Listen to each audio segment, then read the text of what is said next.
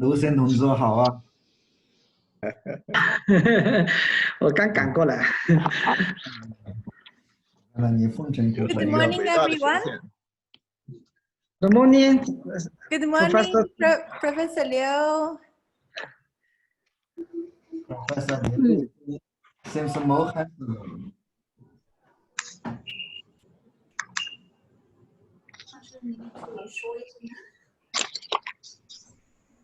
通的吗？通了。是通的。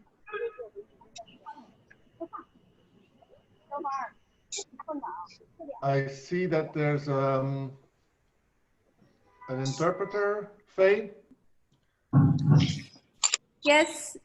Good morning, everyone. First, some practical information for all of you. We are so happy to have all our LEAD2 partners, experts, colleagues who joined this meeting today.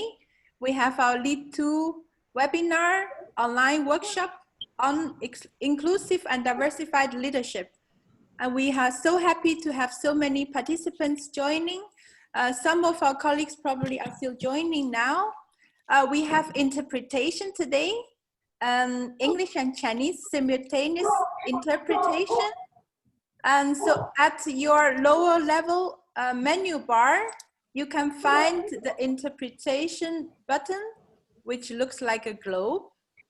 And there you can choose either English or Chinese. And then you can hear the simultaneous interpretation. Yeah. Okay. Very well. So that is regarding our language interpretation. Yeah. Second, you can see that with our participants' names, you can see the name and then the short name of your institution. And so we advise everybody can put the same with your name and your institution short name. I would also recommend everybody to open the chat part, because that might be interesting when you have questions or interventions while somebody is speaking. Yeah, exactly. So you have the screen to see everybody. You can also have the chat bar. If there are some comments or questions, you can always also use the chat area. And then also, we also recommend when you are not speaking, you can certainly mute yourself. And of course, when you are speaking, please unmute yourself.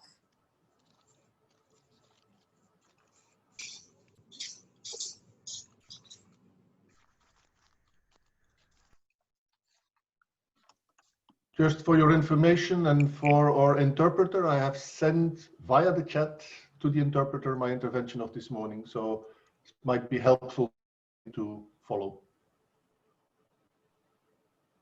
Yeah.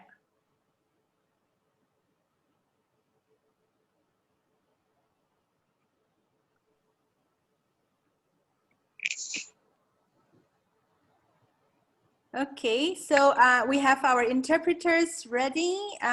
Also, we would like to say hello to we have live stream.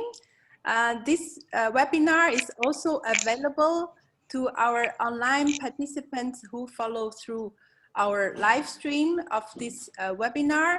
And they are mostly of our MOOC participants who follow our LEAD2 MOOCs. So, hello everyone, also for those participants who follow us from the live stream, from our live stream channel. So now I would first give the floor to Antoine, Executive Director of the Institute for European Studies at VUB. And Anthony will give welcome and the opening speech for this webinar. Okay, ladies and gentlemen, colleagues, thank you very much. And I'm, as I said, very glad to see so many friends and colleagues here today. It's been a very long time since since we last met, and it's heartwarming to see that you all are well and alive in these bizarre and gloomy days. So on behalf of the VUB, I warmly welcome you all to this webinar on inclusive and diversified leadership. A great thanks to Zhu Chang and her team for organizing this workshop and for seeing to it that we are all still connected. In a very inclusive and democratic way, Chang has asked me to give a small introduction. And as you all very well know, when she asks you something, you immediately follow suit. The great leadership skills that she has. Which brings me to the topic of today, inclusive and diversified leadership. Digging in some of the literature, it's clear that leadership is still an underdeveloped study track, as the typologies of leadership as varied as the number of vaccines against corona these days. The 4 types of leadership, the 8 types of leadership, the 5 types of leadership.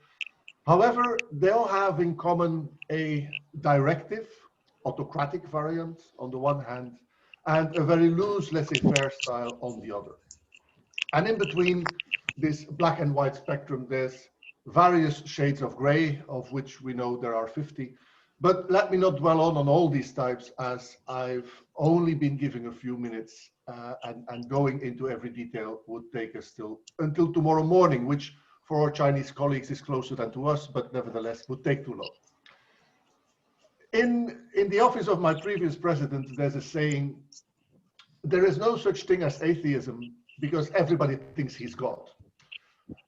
And of course, there's some truth to that statement. We all think at some point that we are doing the right thing, that we are gods in our own respect, especially as leaders and as managers. Let me point out that there's a difference between the latter two. I've seen many managers, some good ones, a lot of bad ones, but I've only seen a few leaders.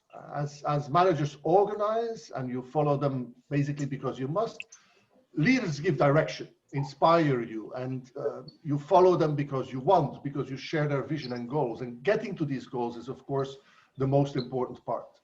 And in turn, you can then give direction to those that are surrounding you, creating a strong distributive leadership that is relatively scarce to find.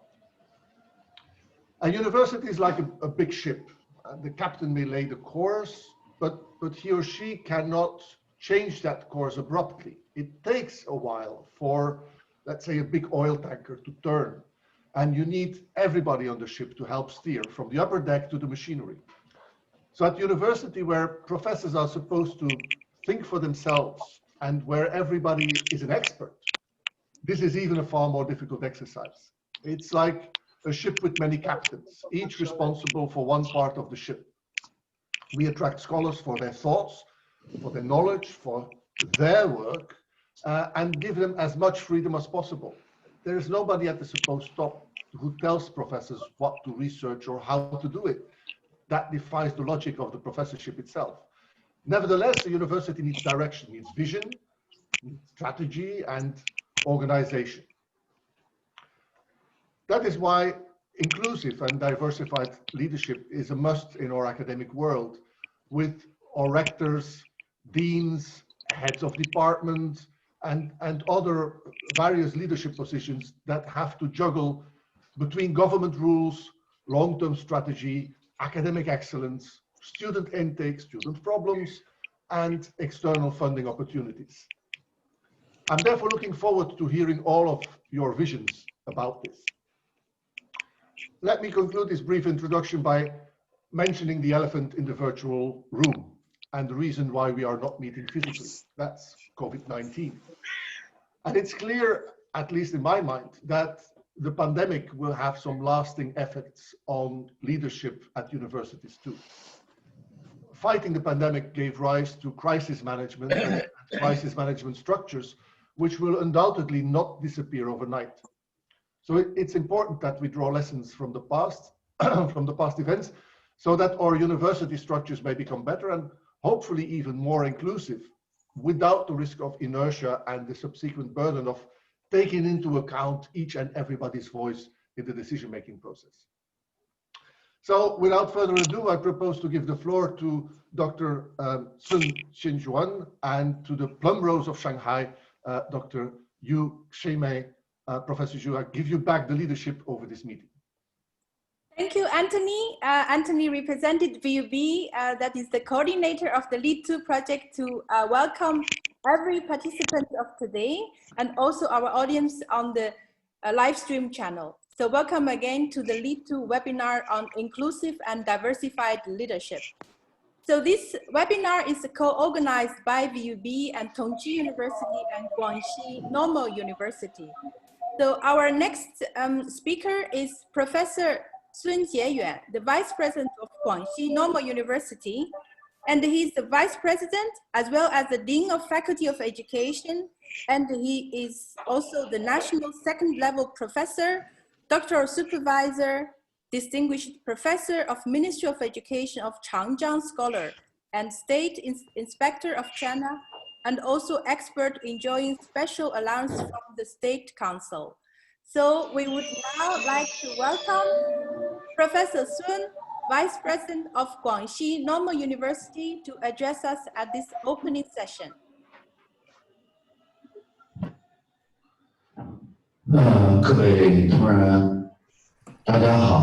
Dear colleagues, greetings. Against this very special backdrop,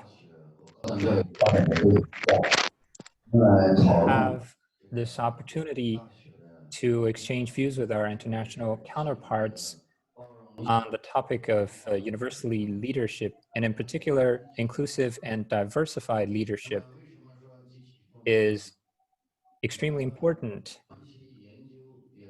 And why is that? I personally have been studying this, and I myself am a university leader. I believe the leadership skills of university leaders determines the level of development for universities. So for the presidents, rectors, and the management's leadership capabilities, they can be summed up in three aspects. First,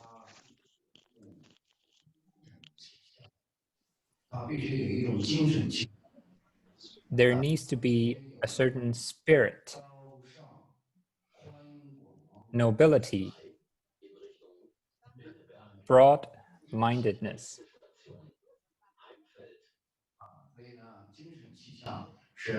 So having the right spirit and mindset is the very first feature to have.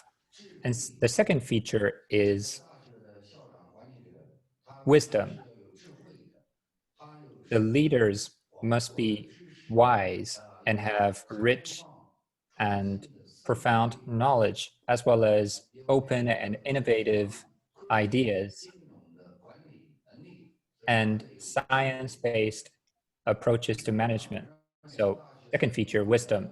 Thirdly, I believe complete leadership should have social impact. On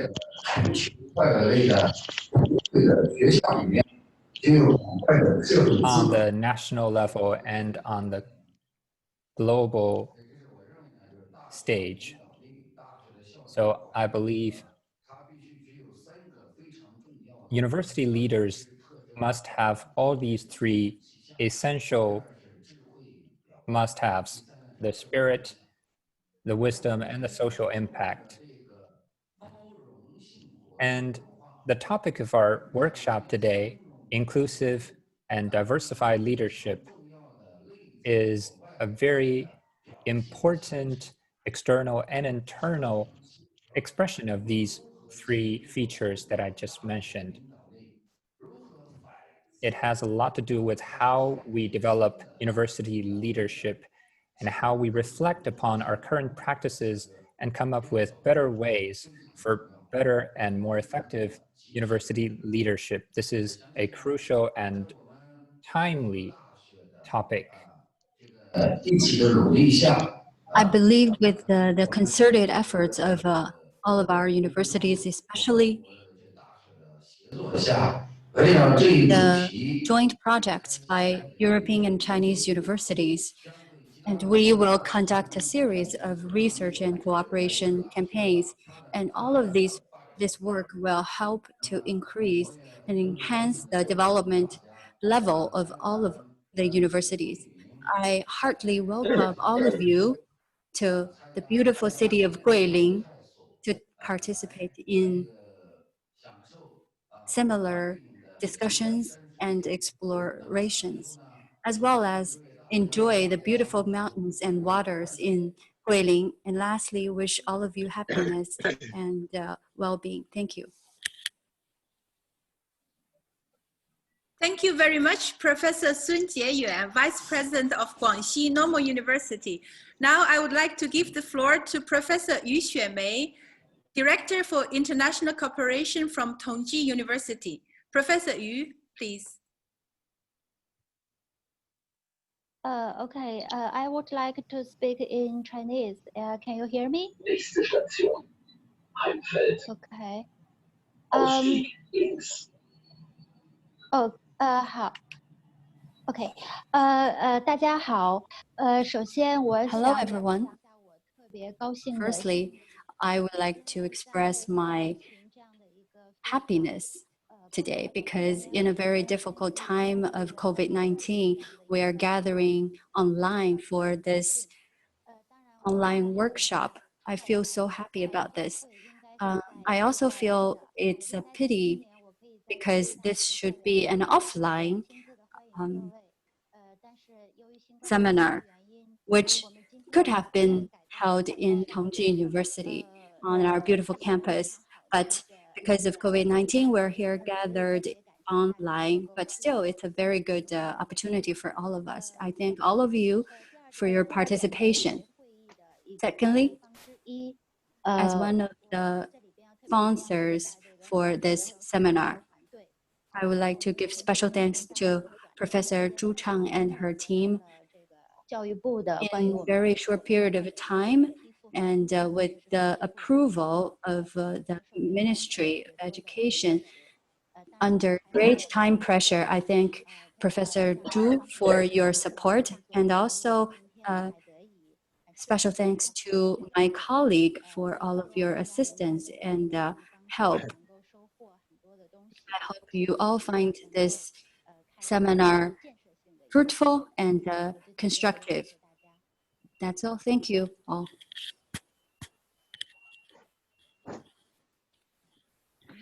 Thank you, Professor Yu from Tongji University. And the next session, we will start with our first keynote speaker. Our first keynote speaker will be talking on the diversified academic leadership, the meaning and the competence development. And from the Center of Organization for Human Resources Research, and he's also the former rector of University of Ljubljana. So now I would like to welcome Professor Svetling to give us the first keynote speech.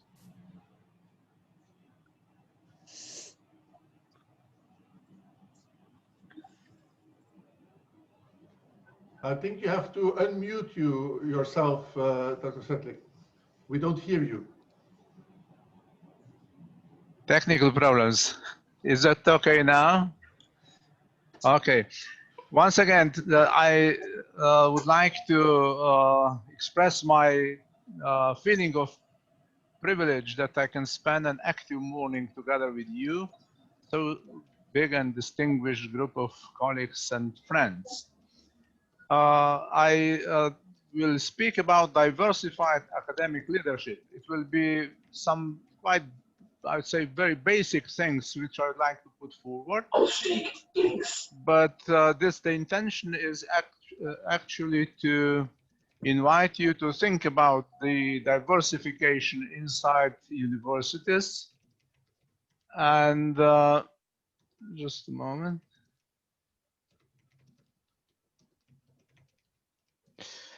And to take an active part in the discussion which will follow.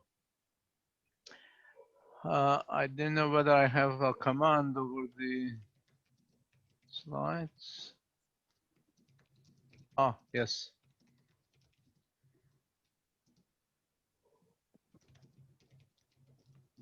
Yeah, it works. So the first question which I'd like to talk about is two very simple definitions. Among the various definitions about academic leadership, I have chosen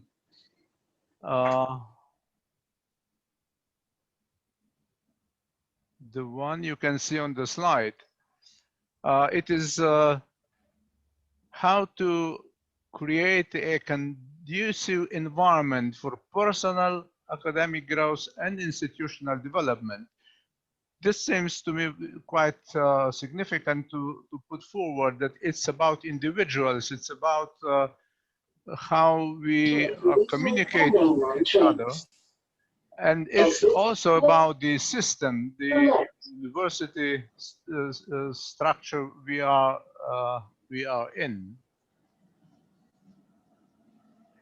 And the other point which I'd like to put forward is that this leadership is carried out by senior academics on one hand and administrative leaders on the other. And as you may know, there could be quite some differences between these two groups.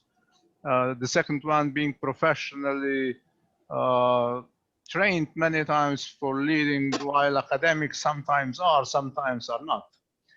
When we shift to diversified academic leadership, I should say that one could think first about different styles of leadership, which is not the case actually. By diversified academic leadership, we mean mainly the efforts to establish social diversity of staff and students inside the university, which is similar to the one which exists in the university environment. This is what I would like to talk about today. The next question is, which diversities then matter? If you follow the literature here, you will see a long list of different diversities the people are talking about. Some are quite, like say, general, universal. These are written in red on this transparency. The others are more specific.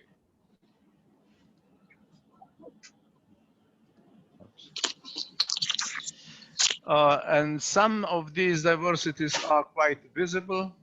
Some of these diversities are not visible. Perhaps if you follow the literature about diversified leadership, you will most often find discussion on gender diversity. This is something that has been on in discussion for longest, perhaps. And some diversities are even not observed, not mentioned, and in some cultural surroundings, perhaps it's very difficult or even not desired to speak about some diversities like the LGBTQ. All in all, one can say that what is important here, speaking about different kinds of diversities, is that we should take into account social, cultural, and economic context in which a university is operating. So this context means the surrounding which a university is situated in. The other aspect which could be of importance is also that we think about the social context in which our graduates will be going when they finish our studies. For instance, if we have international students, we might think about the surrounding where they will be employed when they leave the university. So the social and economic context are of high importance here. Why we speak about diversified academic leadership, why it is so important? The most accentuated reason is that we should somehow strive to establish a balance between higher education and the society, higher education institutions, universities, and society, in terms that the social structure of our institution, our university, is similar to the one of the surrounding. So the point is to create an authentic social environment for work and study in which students are invited. Here I should accentuate perhaps that the study is not just about lecturing, about lessons, about formal training, so to speak. Study is also about education, socialization of students into certain environment. There's a lot of tacit knowledge, which is conveyed to students while they are spending time at the university. So it's kind of hidden curricula, as we can say, which is behind the formal one. And this hidden curricula is very important and could be very effective, in fact, when students communicate to each other, when they communicate with teachers. And this is why the composition of the personnel and also the student body is so important. Not to make it, let's say, very isolated from the surrounding in which students are studying. The other argument for diversified leadership is to enhance intellectual competitiveness in innovation. We know that the more people are diversified, the more they think differently, they conceive different issues in a different way, and when they start to discuss about the same topics, they will bring different aspects on the table and will be more productive in finding solutions to the issues they're discussing about. The third point is to reduce social inequalities. This is quite a big discussion, at least here in Europe nowadays, when there is a discussion about a new higher education area in Europe. The accent is very much on establishing equal opportunities to all students to enter university and to be successful as a student there. And some authors also put forward the fourth reason. This is to change traditional organizational culture. Many times, if you go and analyze the internal structure and relations at the universities, you will find quite strong so-called masculine patterns, which many times do not take into account, for instance, work-life balance, which is very important for women and more for men as well, because the sharing of family obligations is increasing. And when we bring, for instance, more women into the university, and usually at least at European university, the staff composition is 50-50, or in some cases there are more women already at the university among the staff than men, then this culture naturally changes step by step.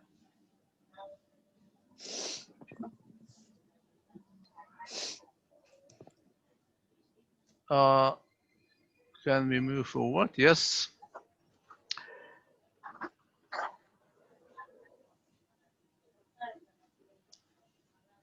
Something is, can you move forward, please?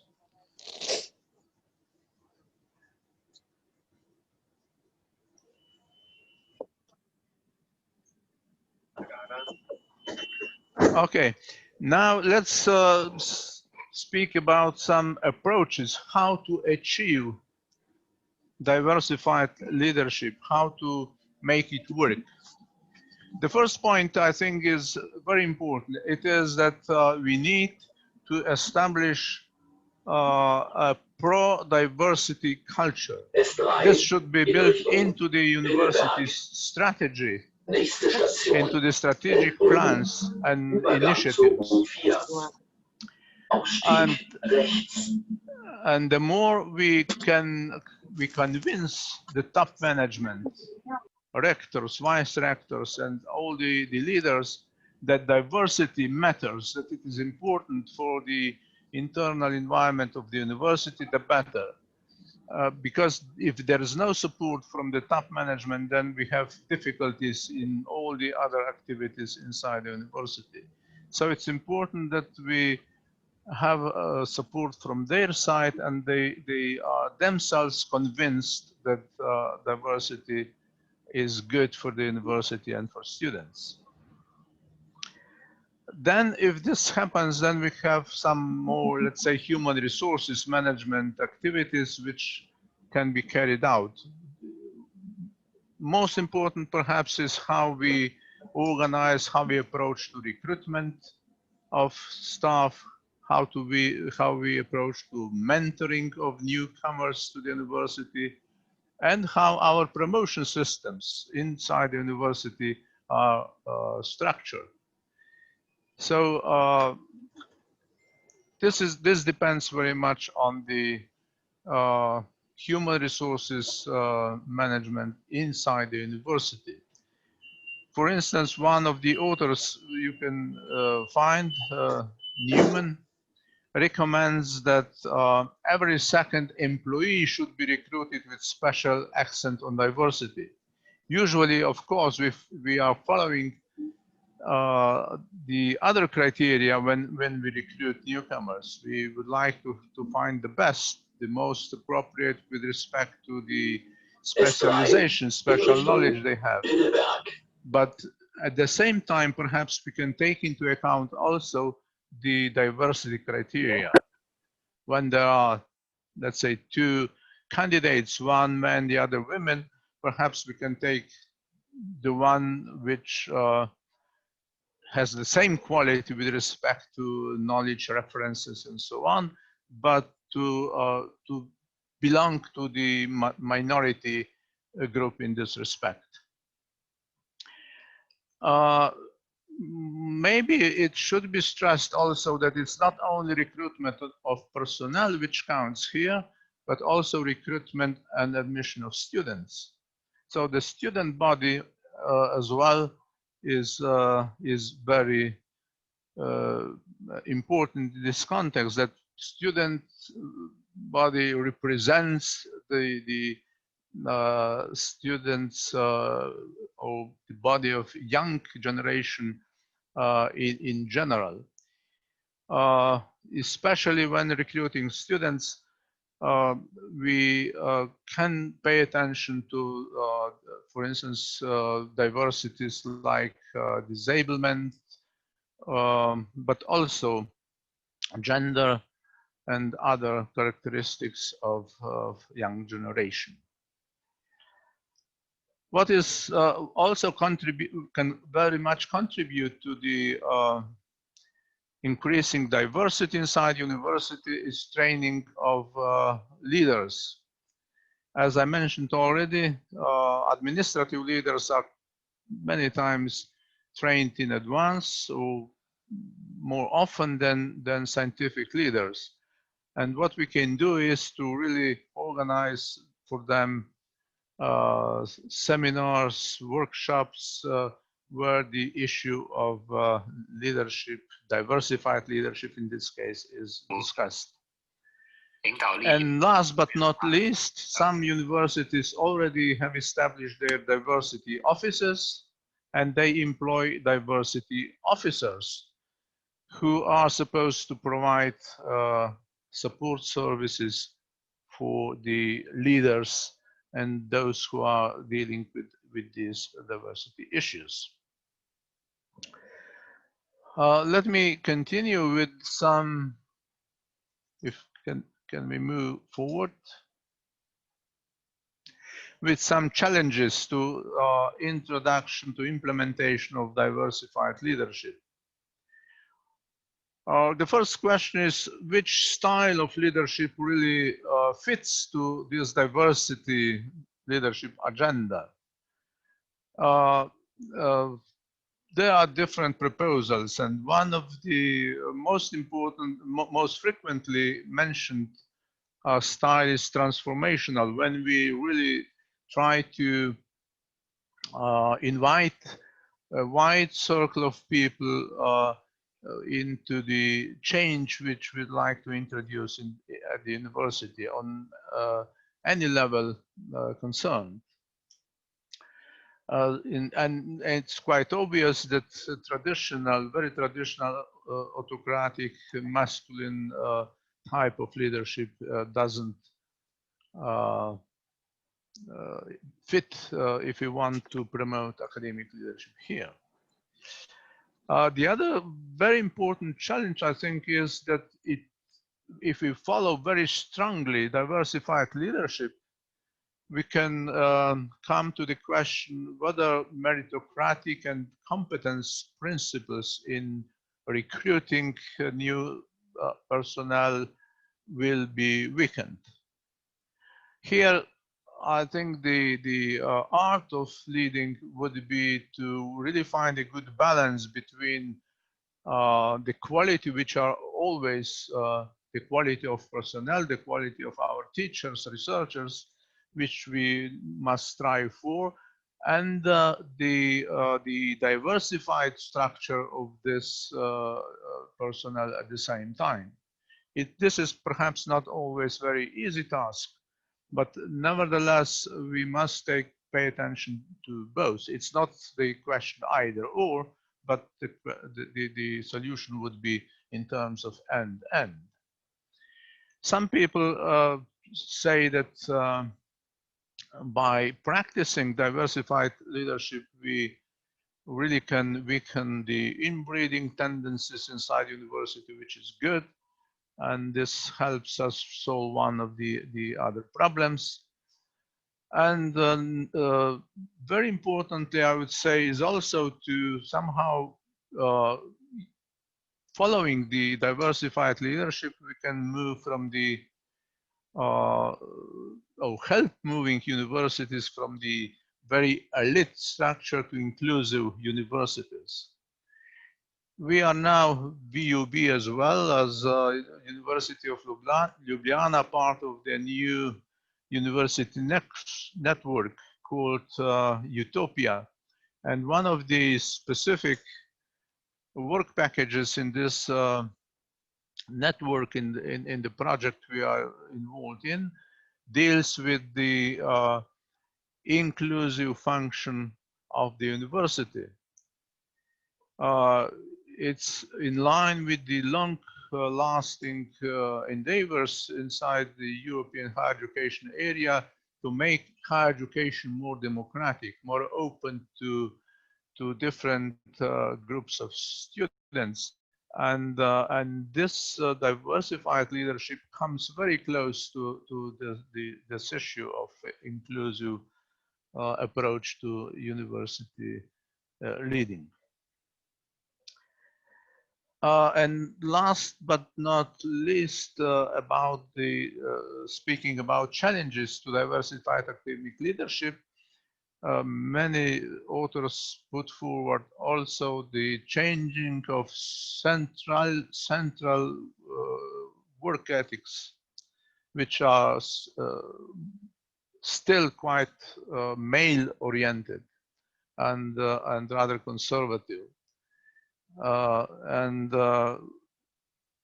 Practicing academic leadership would help change this work ethics and conservative organizational culture. But on the other hand, of course, this culture may cause quite some difficulties. Here we hit the problem whether we can convince, let's say, top management. Is top management really, does it really follow the ethics of democratic, open, diversified universities, or it doesn't?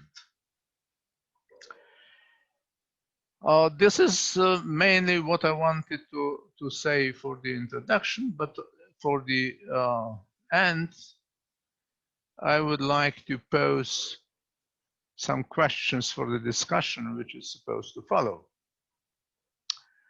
The first question which I would like to pose is, which are your arguments for and which against diversified academic leadership? The experiences in different institutions could be rather different. Many times people do not want to talk about diversification, for instance. I have these experiences from the period when I served as a rector of the University of Ljubljana. So many leaders in the middle level, for instance, didn't want to pay much attention to the work-life balance. They just wanted their colleagues, researchers, to be fully available 24 hours per day, so to speak. Sometimes people are not so sensitive for these social differences which exist among the personnel.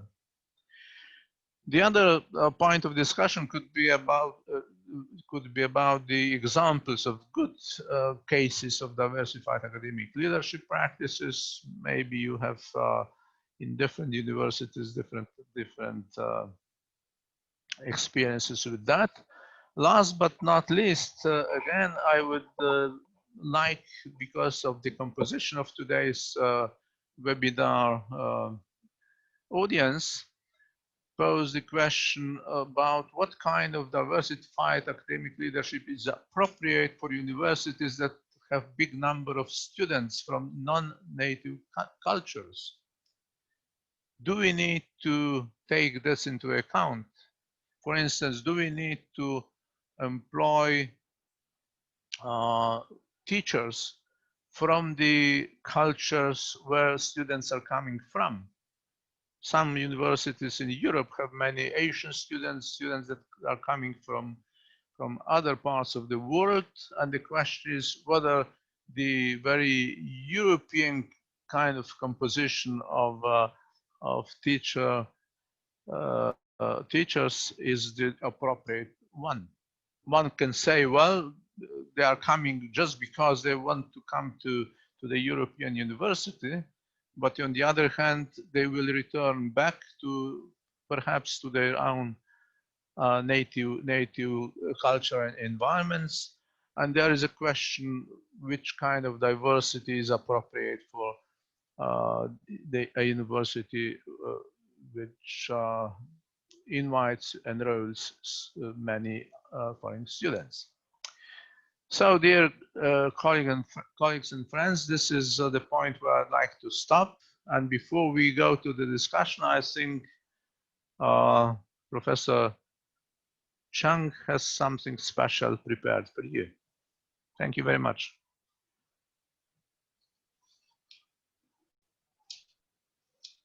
Thank you very much, Professor Ivan Svetlik, to give us the first keynote speech on diversified leadership. So this is our first session on keynote speech on diversified academic leadership. And now we will have an interactive session. So the interaction and discussions on European and Chinese perspectives related to diversified leadership. So in order to facilitate this discussion, we have prepared one question for all of you. So now all of you, you can go to a website that is called www.menti.com and use the code 2416167. And so now you can start your participation. We invite everybody to participate, and please write 3 keywords that can best describe diversified academic leadership in your point of view. So you can participate.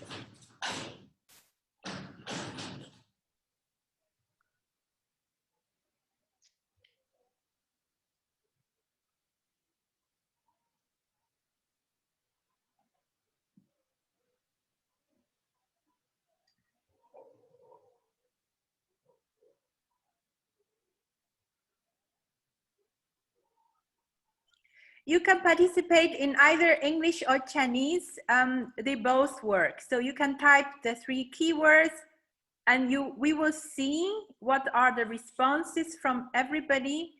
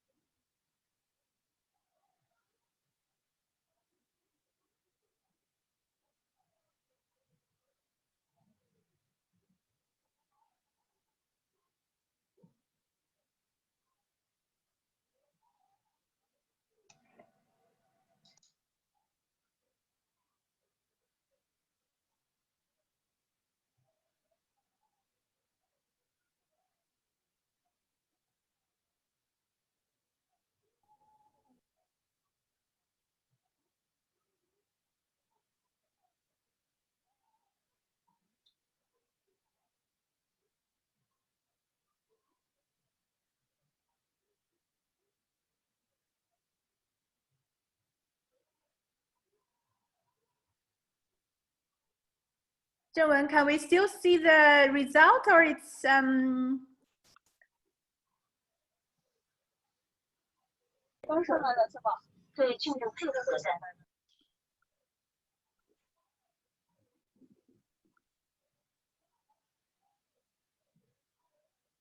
okay? So we have seen there some participation on the discussion about the keywords related to diversified leadership, and we have the participation in Mentimeter. And this probably give us some ideas about like multicultural, inclusive, or diversified, and what does that diversified academic leadership mean? Now we will have a few panelists who will participate in this discussion. Yeah, Professor Svetlik will facilitate the discussion among our experts, and we have a few experts who will actually share their perspectives and the viewpoints. We have Professor Yasha Kondachi from Middle East Technical University, Professor Liu Baochun from Beijing Normal University, Professor Wang Yan from Tongji University, and Professor Melita Kovacevic from University of Zagreb. So, yeah, Professor Ivan. Okay, thank you very much. And I think this Menti exercise is quite an interesting one. I try to follow the main concepts that have appeared on the screen, and I think culture is somewhere in the middle, but also equality, trust, diversity, internationalization is very important. Maybe our colleagues, our panelists now will be able to reflect on that, but also to the discussion questions put forward at the end of my presentation. And maybe I don't need to invite specifically by name. Maybe somebody would like to enter as a first discussant.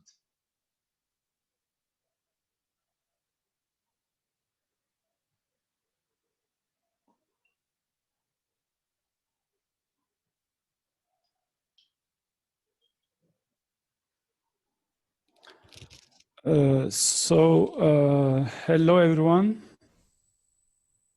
Hello. Just please take the floor, please. Yeah. Yes, thank you. Actually, I am the next one on the list, so yeah. I wanted to take the word. Once again, I'm very happy to see all the friends, new friends there. You are looking good. And well, it is unfortunate that we cannot meet face to face, but hopefully we will pass through these strange and bizarre days, and then we will meet again, cheer again.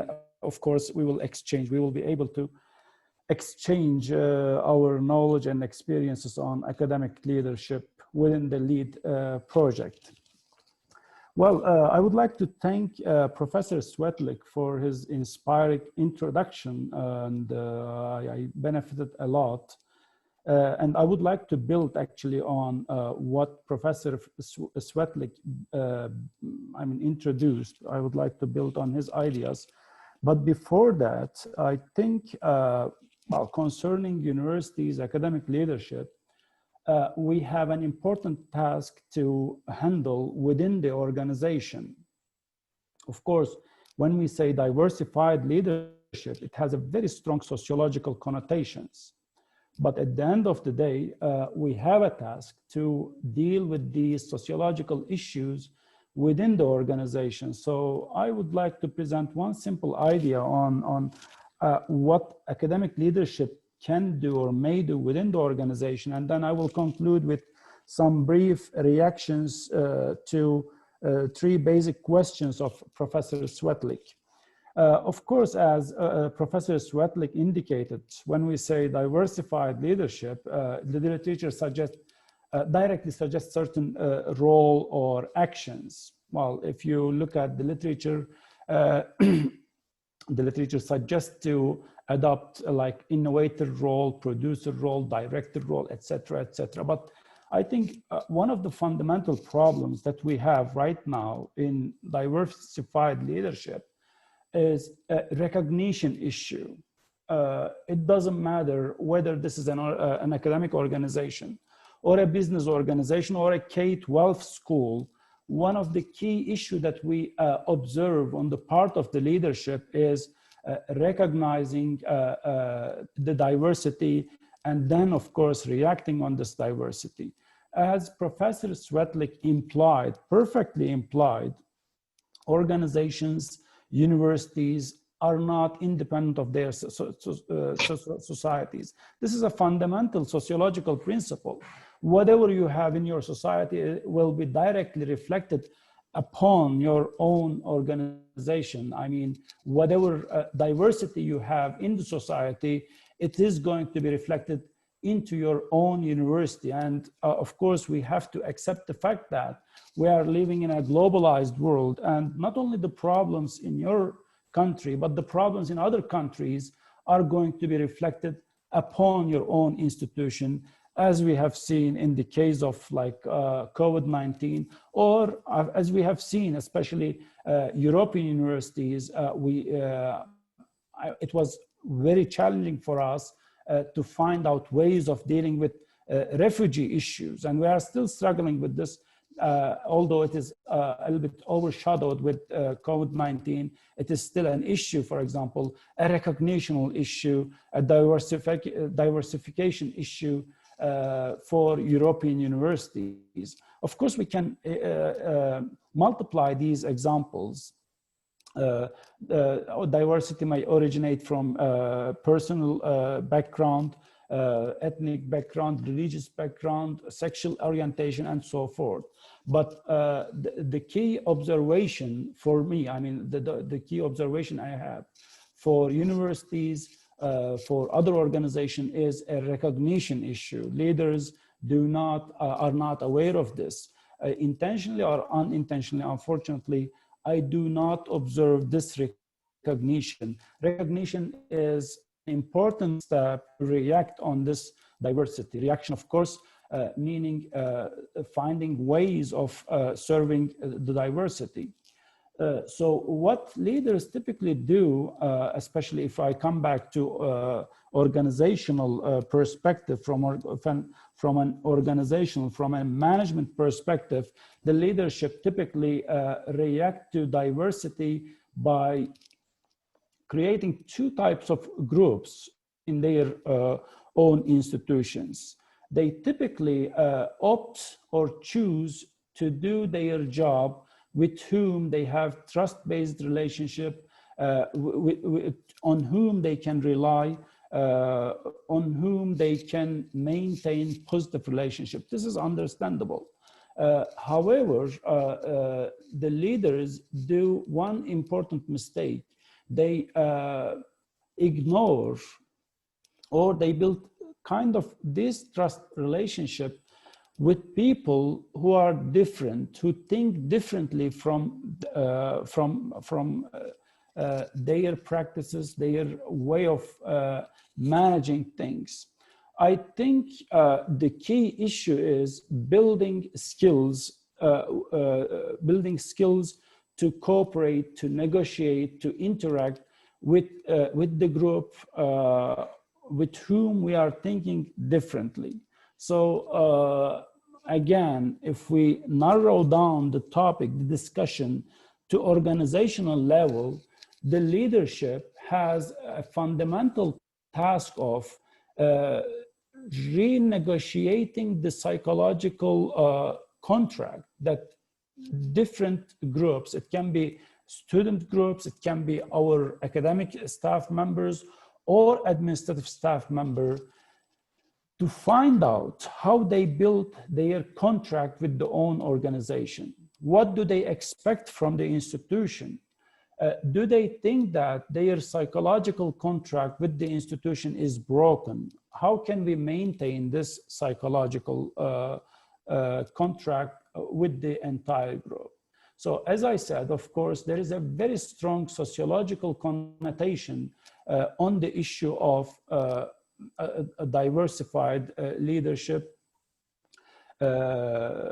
However, when it comes to the organization, I think the leaders should adopt clear organizational steps. And the key step is to renegotiate the psychological contract that different groups establish with the institution. Once I specify this, I would like to briefly react to Professor Svetlik's 3 basic questions. The first one is like the pros and cons of diversified leadership. We have an unfortunate situation, unfortunately, regarding like building such an understanding in our institutions, in our countries, in our world. Unfortunately, the world right now is surrounded with strange political leadership, a political leadership that we have not seen even during 90s, 80s, 70s. Especially my generation is not used to such autocratic, let me say, such, well, in a way, nationalistic, such political leadership which actually detach people, their own societies, from each other, intentionally using politics. So they do not recognize the heterogeneity of the society. And of course, this is reflected upon our own individual relationships within the societies, because as I said at the beginning, it is a sociological principle. Whatever going on in politics, in the society, is going to be reflected upon your own context. In our case, it is going to be reflected upon the university.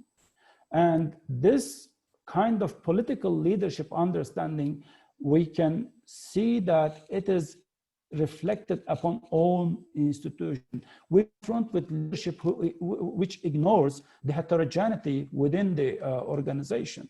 So this brings us again to the issue that I indicated at the beginning, okay? Denial of the diversity. Or if I put it in a very, fast growing term in education research, in social justice leadership terms, this is lack of recognition of diversity. And unfortunately, we observe this lack of recognition in our own institutions. So this problem, I think, is not specifically related to the institution itself, to the university itself, but we have other exemplars in the larger society. In Europe, we have several examples of this, unfortunately. So this is, I think, a bad and negative example to accommodate, well, I would like to use social justice leadership, but in our case, diversified leadership. The second question was related to good practices for diversified leadership. Well, at our institution and at the Middle East Technical University and several other universities, we established the disability support offices. And this was a very important step, I think, for Turkish universities to open kind of space or to improve the comfort of different disability groups.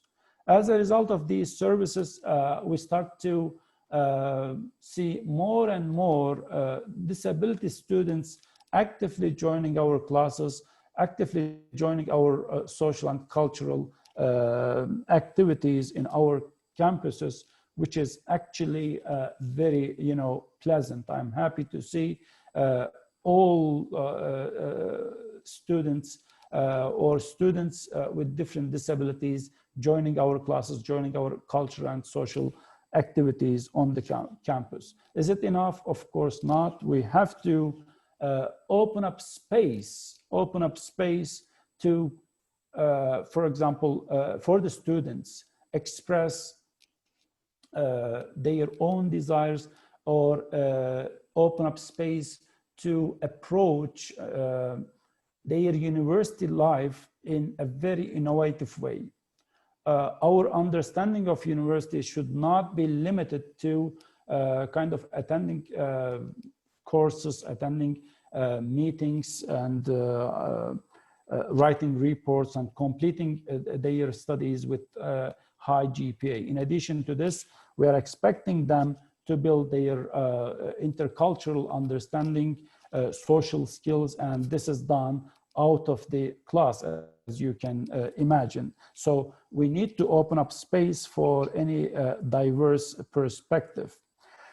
We should not forget the fact that we have an internationalization phenomenon, and internationalization should not mean only internationalizing the student body, but internationalizing the academic staff members, and preferably, if it is possible, for example, at VUB, Free University of Brussels, they do not have only academic staff members, international academic staff members, they have administrative staff members. It's so pleasant. It is a very important practice to recognize the diversity, I mean intercultural diversity. So you see this interculturality as soon as you enter into the campus, into the offices of the university. Of course, I wish Turkish universities adopt or facilitate the university's capacity to employ academics and even administrative staff with different backgrounds. That's all, I think, and I think that's enough for this round. So thank you very much for your attention. Professor Kondatsky, thank you very much as well, especially for pointing at the importance of awareness rising inside our institutions, and the concept of psychological contract, I think, can help us to conceive this issue here. I am afraid that we are not running out of time, so we should call in the next panelist immediately. This is Professor Bokhun Liu from Beijing Normal University. Is it right? 谢谢我用中文发言 Thank you. Just now, the two professors talked about diversity and inclusive academic leadership, and I can't agree more with them. And they've approached the topic from inside the academic organizations or universities on the features and requirements of academic leadership. But if we think outside the box, if we look at all different types of universities, we could see that European universities in terms of academic leadership present very different, they have different and commonalities with Chinese counterparts. For instance, research universities and teaching-oriented universities, as well as design institutes or vocational institutions, they would have somewhat different leadership. For instance, single-gender universities, some universities are only for females, but now they're beginning to enroll male students.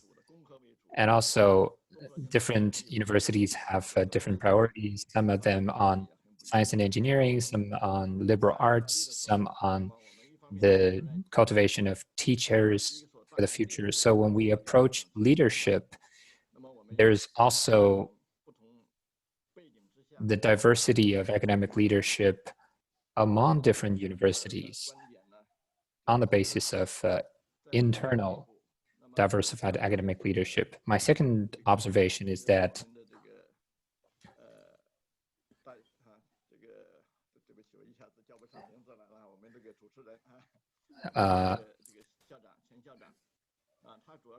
Professor Svetlik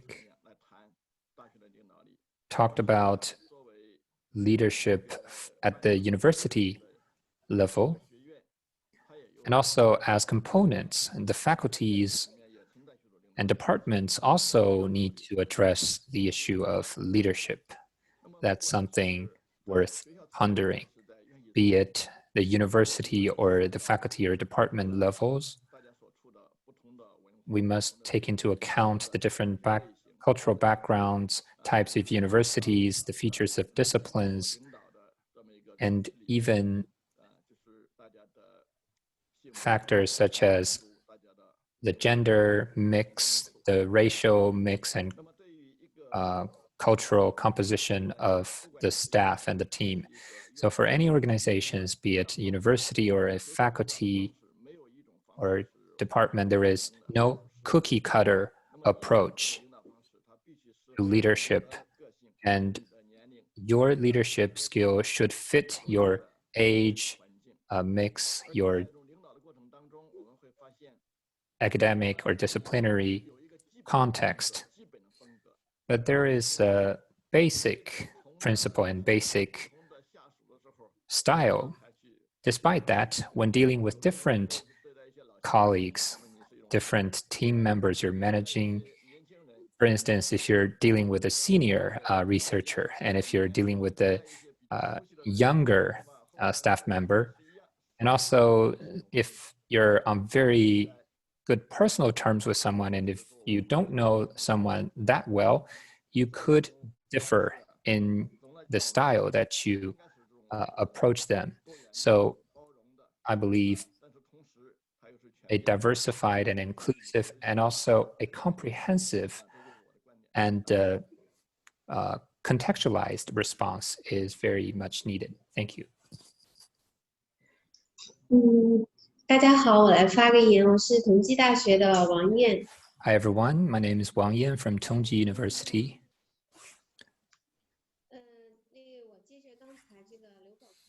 I'd like to follow Professor Liu Baocun. So I would like to thank Professor Svetlik for sharing with us his views on diversified academic leadership. For me, it's a relatively new and interesting topic, and you've touched upon diversified academic leadership in higher education and how we implement that, how we promote that. As I was listening to the presentation, I was constantly thinking about my own situation and my university, what things would be like. Like Professor Liu mentioned, under the Chinese and European contexts, people may have different views towards diversified leadership. And in higher education, it has a lot to do with successful employment, academic and political activities, as well as intellectual pursuit, and also diversity. It is related to all these. And with all these factors at play, higher education leaders must realize the importance of diversified academic leadership. Having this level of awareness among the leaders, and hopefully with some corresponding measures, we would have the environment, the institutions, and even a culture for diversified leadership. Deng Xiaoping, one of the leaders in China, once said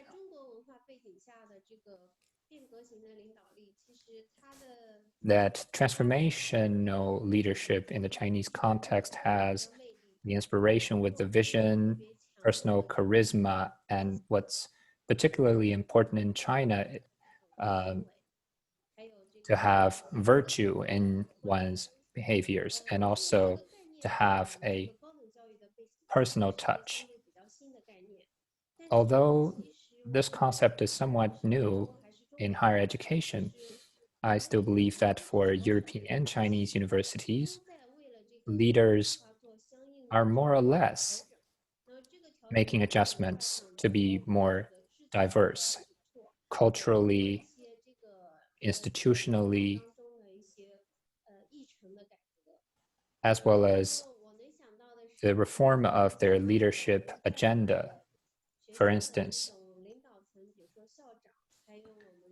at the university level, the president and the middle level management and leadership,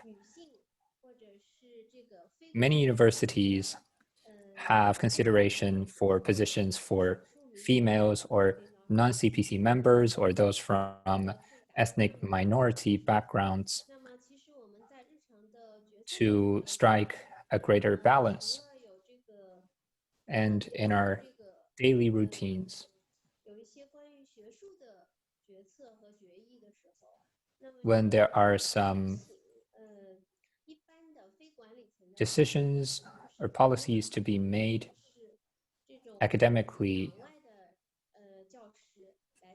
those from outside the academia or those who are not party members are also on board helping with decision making. So that is also another embodiment of diversification in the Chinese context.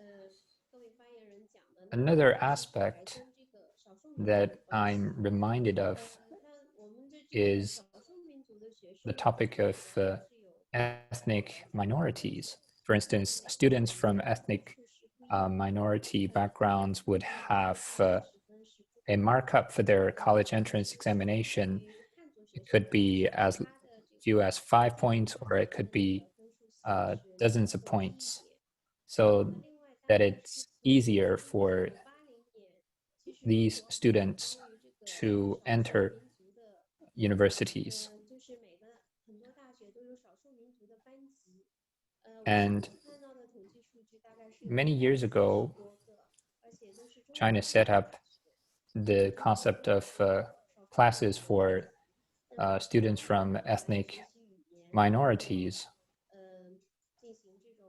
There could be a total of over 100 universities offering such special arrangements, helping them with the Chinese language, etc. For instance, at Tongji, we offer such education to students from Xinjiang or Tibet and other ethnic minority backgrounds. This is aimed for at or below undergraduate level. And we also have the high-level talent program for those at the postgraduate level. For instance, last year, the 13 students in this program, 2 of them are from ethnic minority backgrounds, one from Yunnan and the other from Guizhou. So for me, this is also a way to diversify.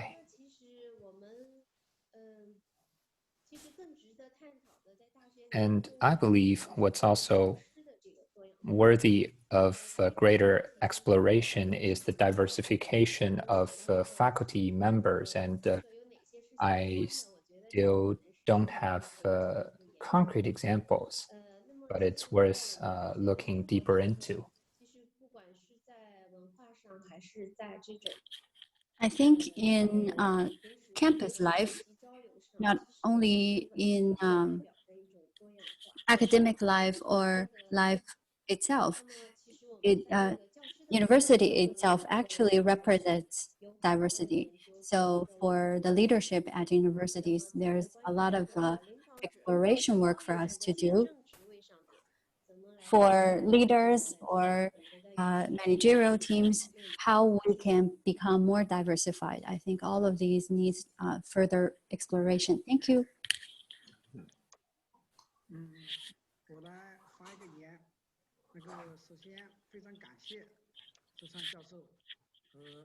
First of all, thank you very much, Professor Zhu, and I've listened to the previous speakers, which I really agree on, especially about Professor Swedrick's in-depth analysis on diversified leadership. I would like to report to you about our exploration or research, that is the academic leadership, its a connotation, structural roots, and competency building. As you know that we have put forward the new policies in building new disciplines in liberal arts, science, and media, etc.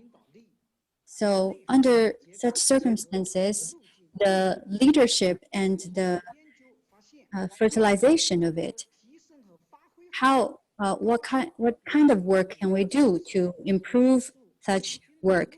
We found that the leadership level of the leaders of the universities are very important for executing these policies. But the research and our practical work are somewhat contradictory. That's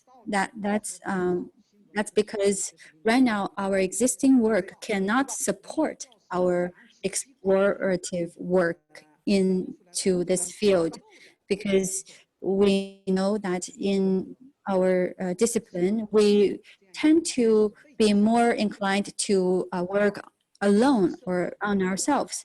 But with the new policy, we need to enhance the new leadership capabilities. So combining the research findings and the status quo of the discipline itself.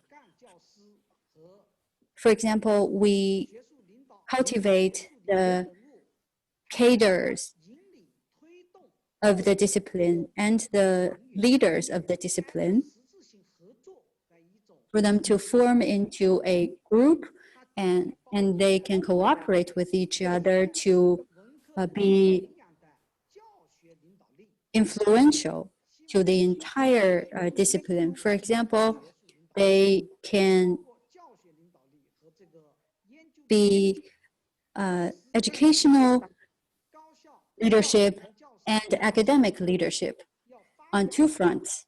So at universities, we would like all of these important cadres or the teams for them to play an important role in trying to be influential. For example, we try to foster 4 capabilities, and that is the leading values and orientation of the goals, and the publication of works, and the academic excellence. The 4 aspects go hand in hand with each other. With our research, we would try to enhance the academic leadership on 4 fronts, and that is to formulate the general plan and conduct leadership trainings. For example, today's webinar are of great importance. And then the personal excellence in research and scientific explorations. And then fourthly, we try to build such platforms for the leadership capabilities to be further enhanced. This is what our university has done in terms of enhancing academic leadership. Thank you. Thank you. So there is one more speaker on the list. Do we have time, Professor Chang, to invite Melita Kovacevic as the last speaker, please? Yes, Professor Melita, please. Yeah. So glad to see you. Thank you very much. We are really much over our time.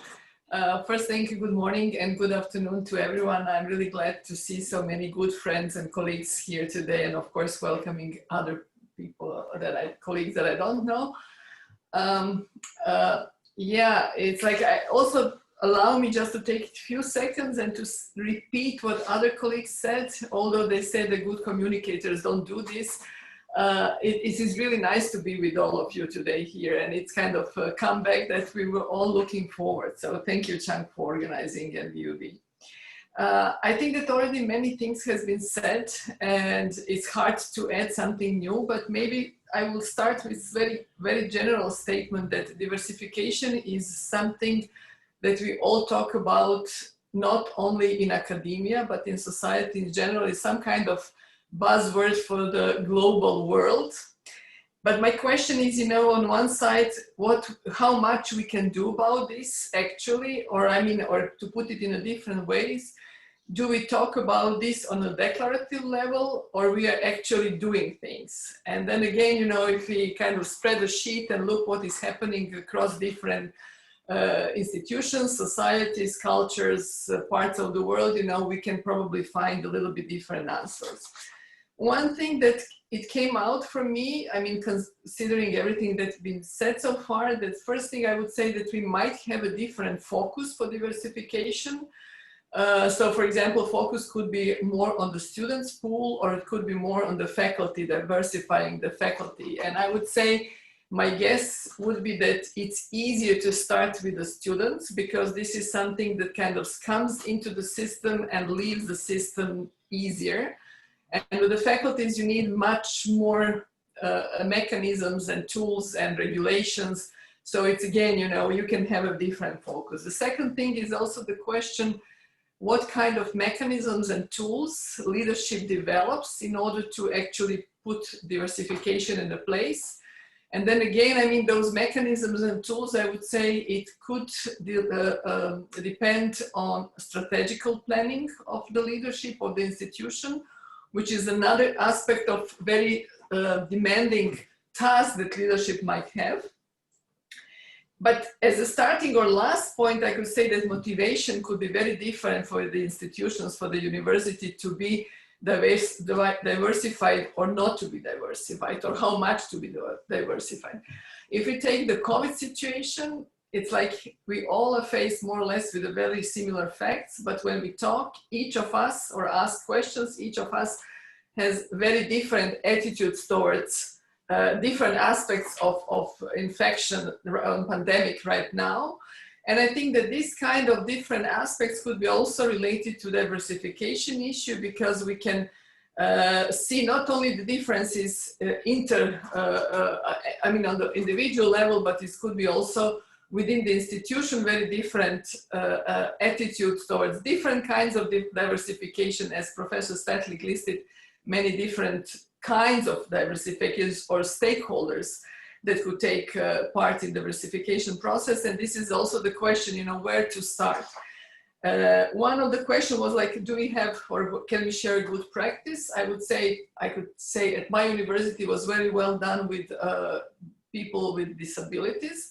But I would say this is one of the maybe very frequently, and Yashar also mentioned, I think so, the same thing. It's a very easy way to start diversification because it is not so much put in political, religious, or any other kind of socially sensitive issues. And at the same time, you kind of earn extra points because it makes some kind of additional points on your human side, on empathy, being aware of certain things that are not so sensitive in a society. I would say it's extremely important also to discuss is the university mirroring what is happening in society. So in a way, it's a kind of micro world that reflects what is happening in society and that takes in insight, and by implementing different mechanisms and tools, develop those things within the university system. Or actually university should take some kind of leading role in the society and actually developing or being the pioneer in showing how things should be done and how it should be translated into society in general. And I would say that maybe this, since we are really short with time, I will kind of wrap it up here. But I think for me, this would be an important issue to discuss, who actually is mirroring whom, and then how to do it successfully. So thank you very much. Okay, can I conclude with saying thank you for all the discussions. That you have raised so many new aspects of the diversification and diversified leadership. It would be too much to repeat all those. Although I would like to really point out that diversified academic leadership also demands diversified styles to be adjusted to different groups, as it was said, but and important groups like disabled people, students, or ethnic minorities, as it was said, is very important. And not, last but not least, it's very important to really study more and do research in this field, as it was also pointed out. Thank you very much. I think everybody has got an image of what diversified academic leadership could be about, and I'm sure it will make thinking us about better approaches in the future. Thank you, Professor Chang, as well. Thank you, Professor. I thank all the panelists also for your discussion points. Indeed, the time is short for us to discuss this important topic on diversified academic leadership. The material will be also available on our project website. So later on, we can certainly follow up and also have other occasions to follow up with this topic on diversified leadership.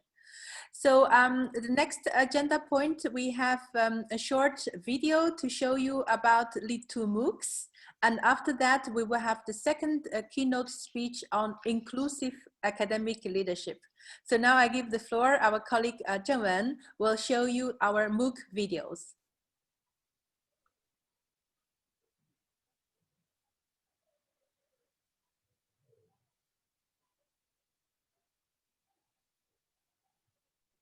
Zheng Wen, could you restart with sound? Yeah.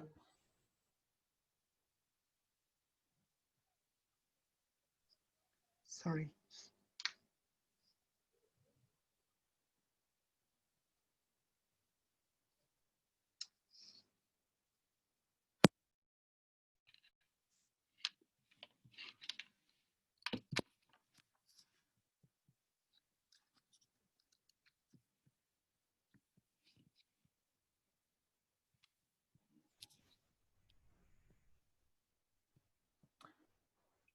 Excuse me, but I cannot hear the sound. Yeah, Joe, I think you can restart, or maybe, yeah, we Share have computer sound. Sure, I will restart it again.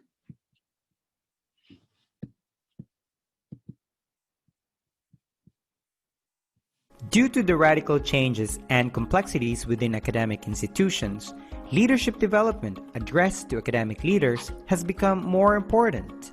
This free online course is designed to help academic leaders and staff members to better understand key issues on university governance and academic leadership, as well as provide them with essential skills to tackle ongoing challenges within their institution in the new higher education context. If you are an academic leader or staff member working in the higher institution, this course is the right choice for you.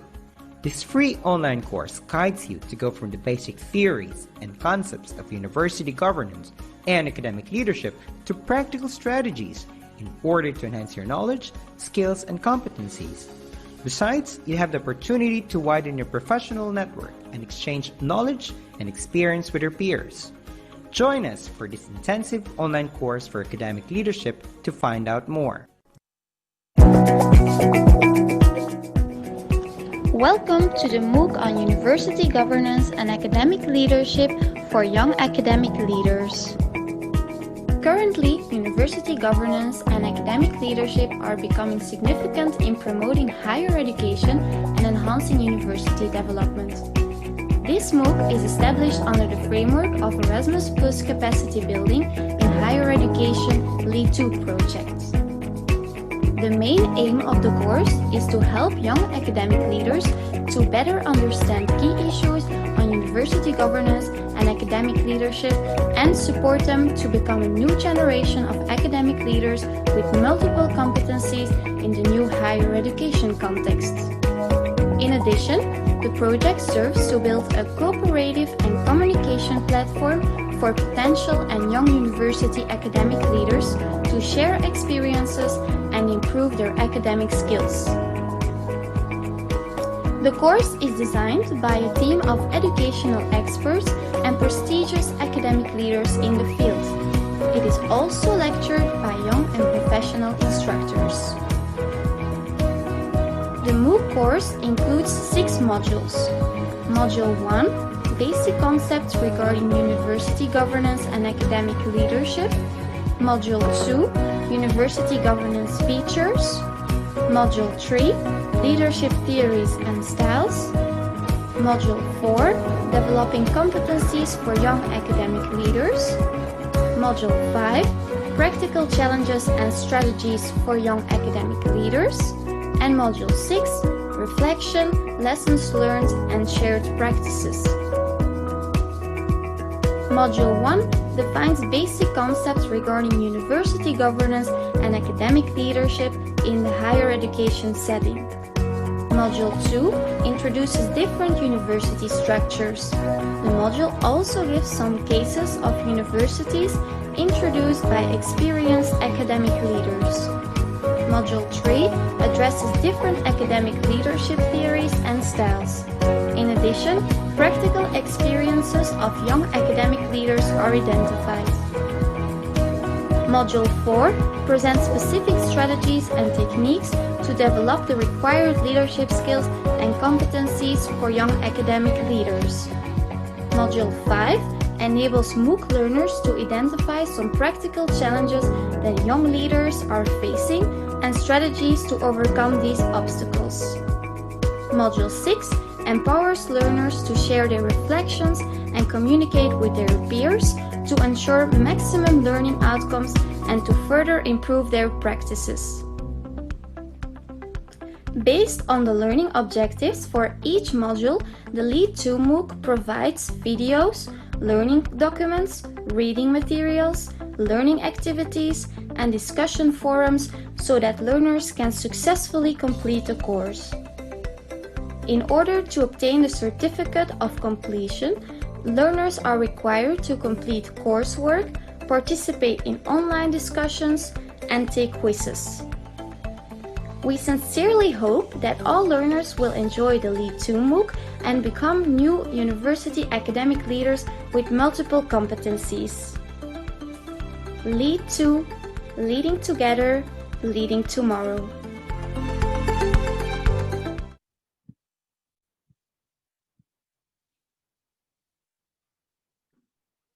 Thank you very much, Jaman, for sharing with us our LEAD2 MOOCs. As you can see, we have a number of LEAD2 MOOCs to offer to everybody. It's public to everyone, and it's on Canvas platform as well as on the Chinese Wang Yiyun platform. So it will be convenient for everyone to participate. So we hope that you will also have the chance. I know some of you already experienced our MOOCs, but also from the videos, as you can see, we have organized a lot of activities, workshops, conferences, and forum.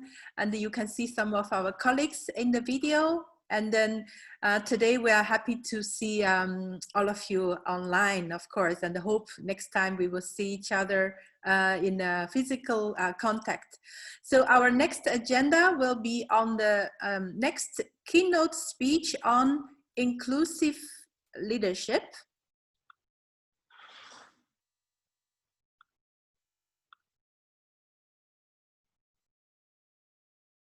Yeah, before that, I'm just going to show you the link of our MOOCs. So we have links for the MOOCs on the Wang Yiyun platform with 2 Chinese MOOCs, one on general governance and leadership, one for leadership development for young academic leaders. And these are also the Chinese version on the Canvas platform for the 2 MOOCs, and on Canvas platform, the English version of our MOOCs. So here are the links if you would be interested. So our next keynote speaker for the topic of inclusive academic leadership is Professor Veena Chinnappa from Stockholm University. He has very rich experiences in working with multicultural in higher education, in comparative education. So today he's going to share with us his experiences on inclusive academic leadership.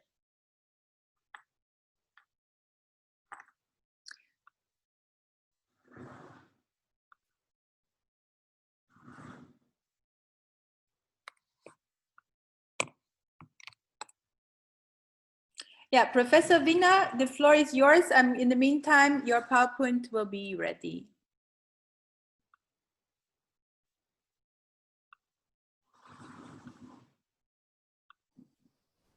We cannot hear you. You have to unmute.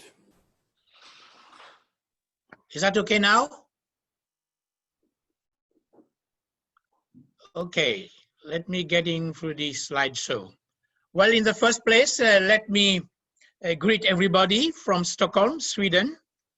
And also, I'm extremely thankful to Professor Chang, whom I have been associated with for a couple of number of years, and also with many of my colleagues from China, especially Professor Liu Baokum, whom I have been working with the Beijing University for quite a number of decades, I would say, not years, some 40 years of joint collaborative ventures.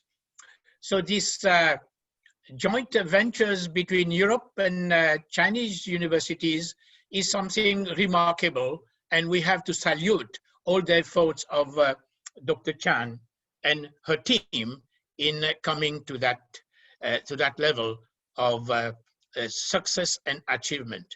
My presentation, actually, I would have liked to talk without slides, because as I have my experience in inclusive academic leadership, I have the life experience in that.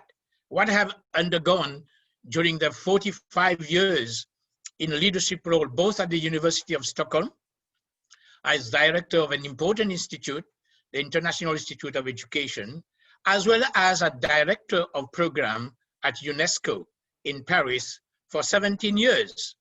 But leadership, I had the leadership role, but I would say that I was not fully empowered to achieve result, because on the top, there were other leaders as well. So as Liu Baokum said, when we talk about higher education or the academia is not only the board of administration. No, the academia consists of living people. So when we talk about inclusion and exclusion, what I want to say that we cannot talk about inclusion without exclusion, or talking about exclusion without inclusion. They are so much related to each other, it's a matter of degree. So my presentation is, in a way, trying to capture what I have experienced in the field, but also I look at the literature. As my dear friend, Professor Ivan Svetlik has mentioned, and quite a number of you, there is not a clear-cut definition of what constitutes inclusive academic leadership. There are three concepts like diversified academic leadership.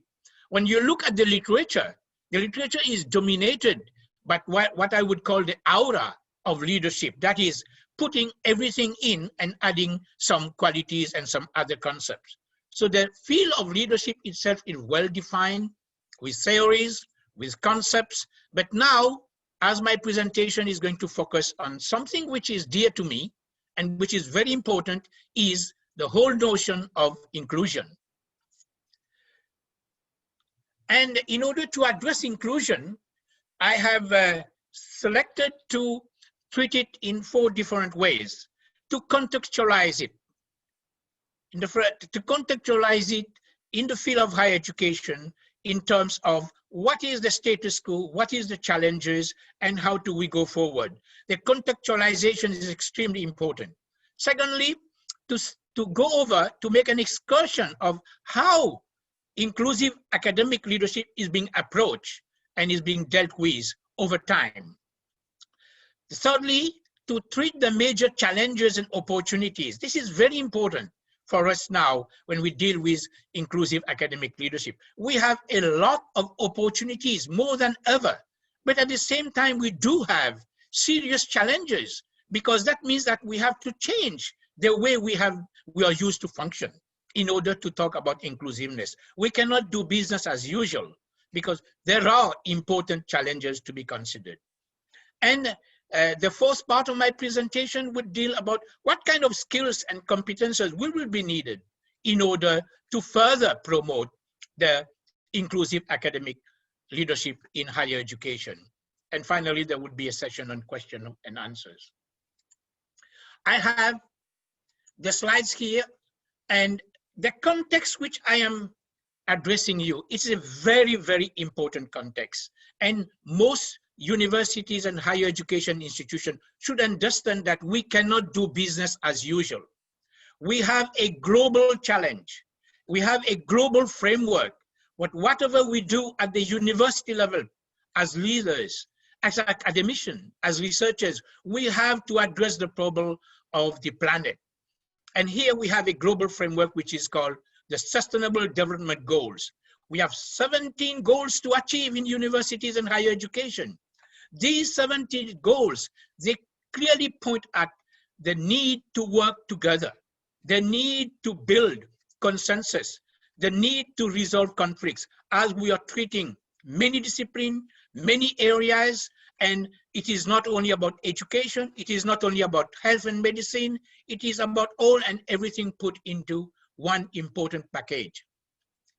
And that's why I said at the very beginning, this framework is extremely important. It's spelled out right from the onset that education should be equitable. When we talk about inclusiveness, that's what we are. It has to be equitable. It has to be inclusive. It is highlighted in the framework of the Sustainable Development Goals number 4. It has to be of quality. There's no leadership would like to run universities and higher educations without giving great importance to quality. What are we offered? Because we are going to be judged as leaders. Is there value for money for what we are doing, for the innovations and so on?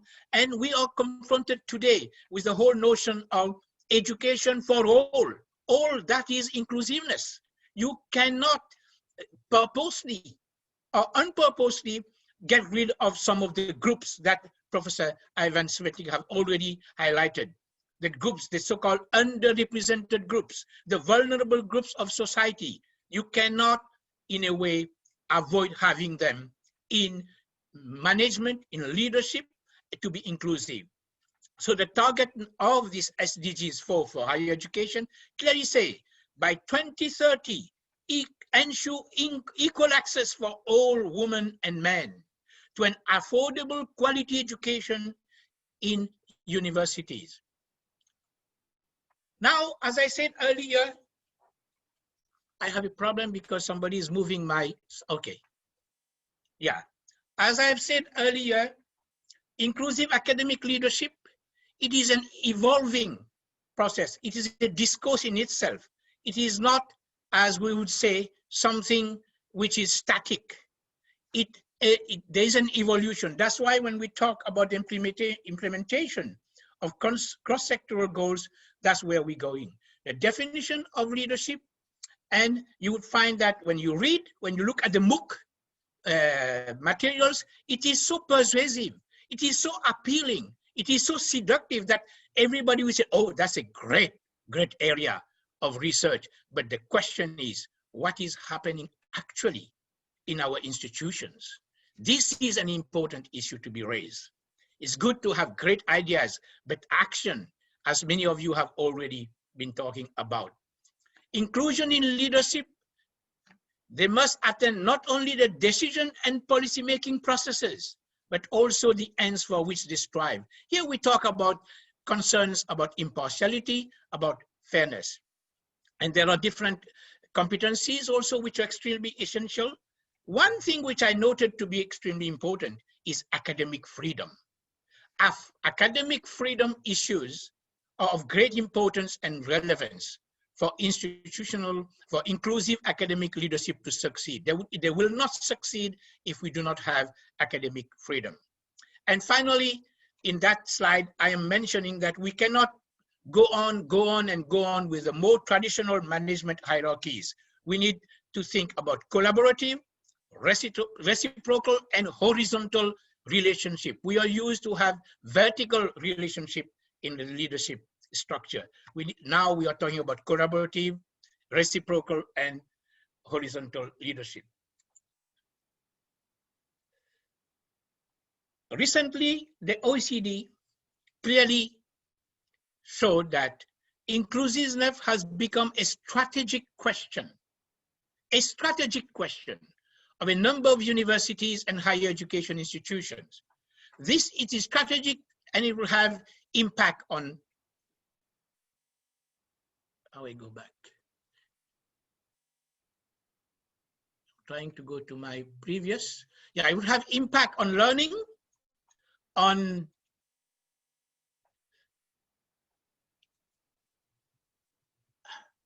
learning and teaching, on research and institutional cultures, to enable people. Here I come to Professor Ivan Svetlik groups, to enable people from traditionally less represented background, to find their place in higher education. And that will notice many, even in European universities. If you look who lead the universities, how the members of the leadership team is being made, what is the composition? And again, I will come back to my first sentence. Exclusion, you may be included, but you are included among the excluded, which means that although you are sitting there and having a place, you may not have the voice. You may not have the chance to exercise that voice which is given to you. There are different dimensions of diversity. I will not repeat them. It has been presented by my colleague, Professor Ivan Svetlik already, those different groups. But the principles of inclusion itself need changes, need serious changes in academic leadership, where critical dialogue, not only dialogue, but critical dialogue and social justice prevailed. In order to build a culture and mindset of inclusion, we need to have a culture and a mindset of inclusion. We don't only need to define the terms and then go on, but the mindset, how to get that mindset, how to build a culture is serious challenges for academic leadership. And here I will add something very important, because we talk about inclusiveness. Inclusiveness means the vision should be shared, a shared vision and mission of your institution. It should be shared one. It should be shared leadership, shared responsibility, and shared accountability. When you have to be accountable, yes, but it should be shared. It means that you work together to achieve this mission and vision.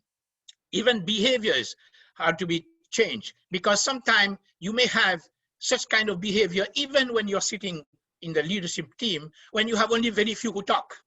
very few who dominate the entire process, and the decisions and discussions are not shared accordingly.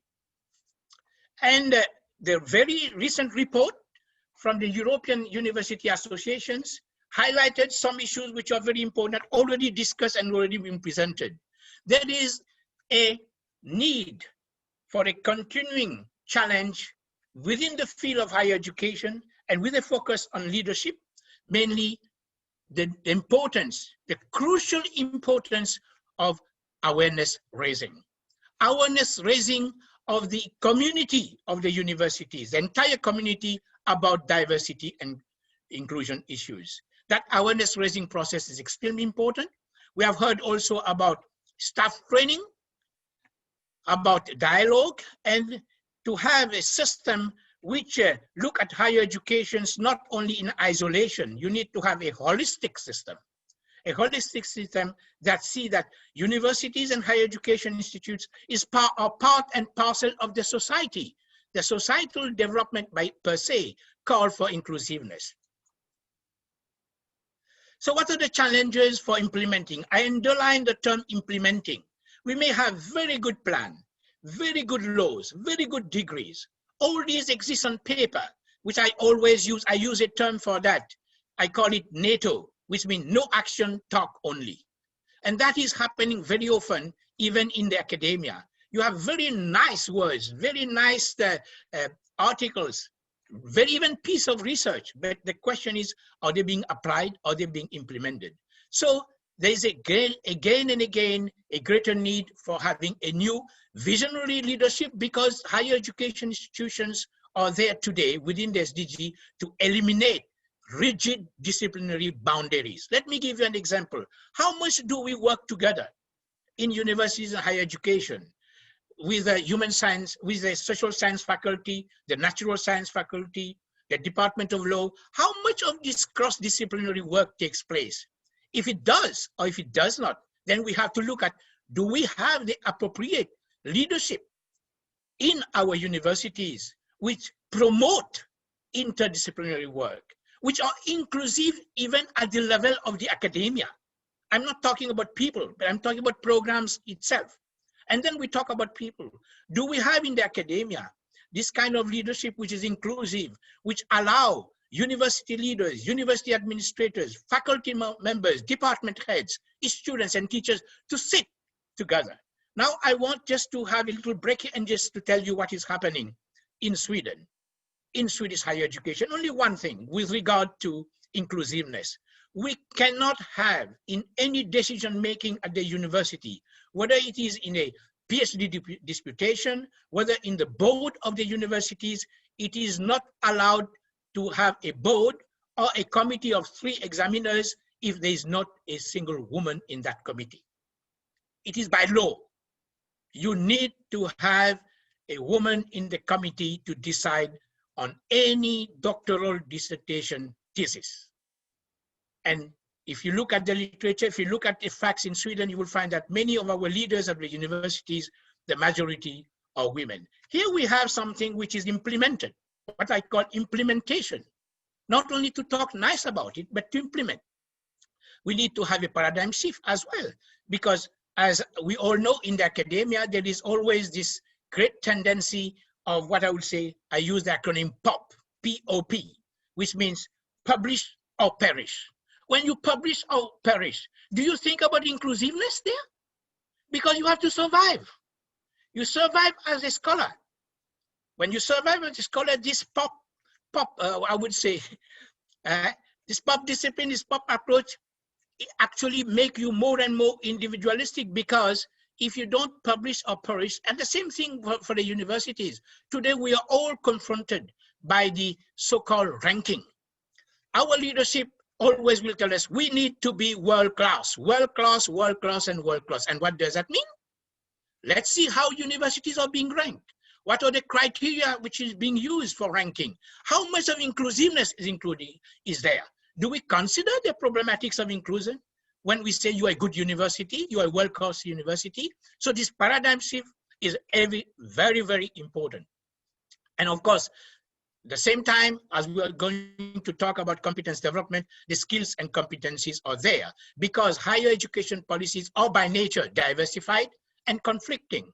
And we need to build an interdisciplinary environment to be able to succeed.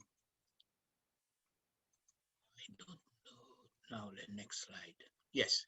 What can universities do to strengthen inclusive academic leadership?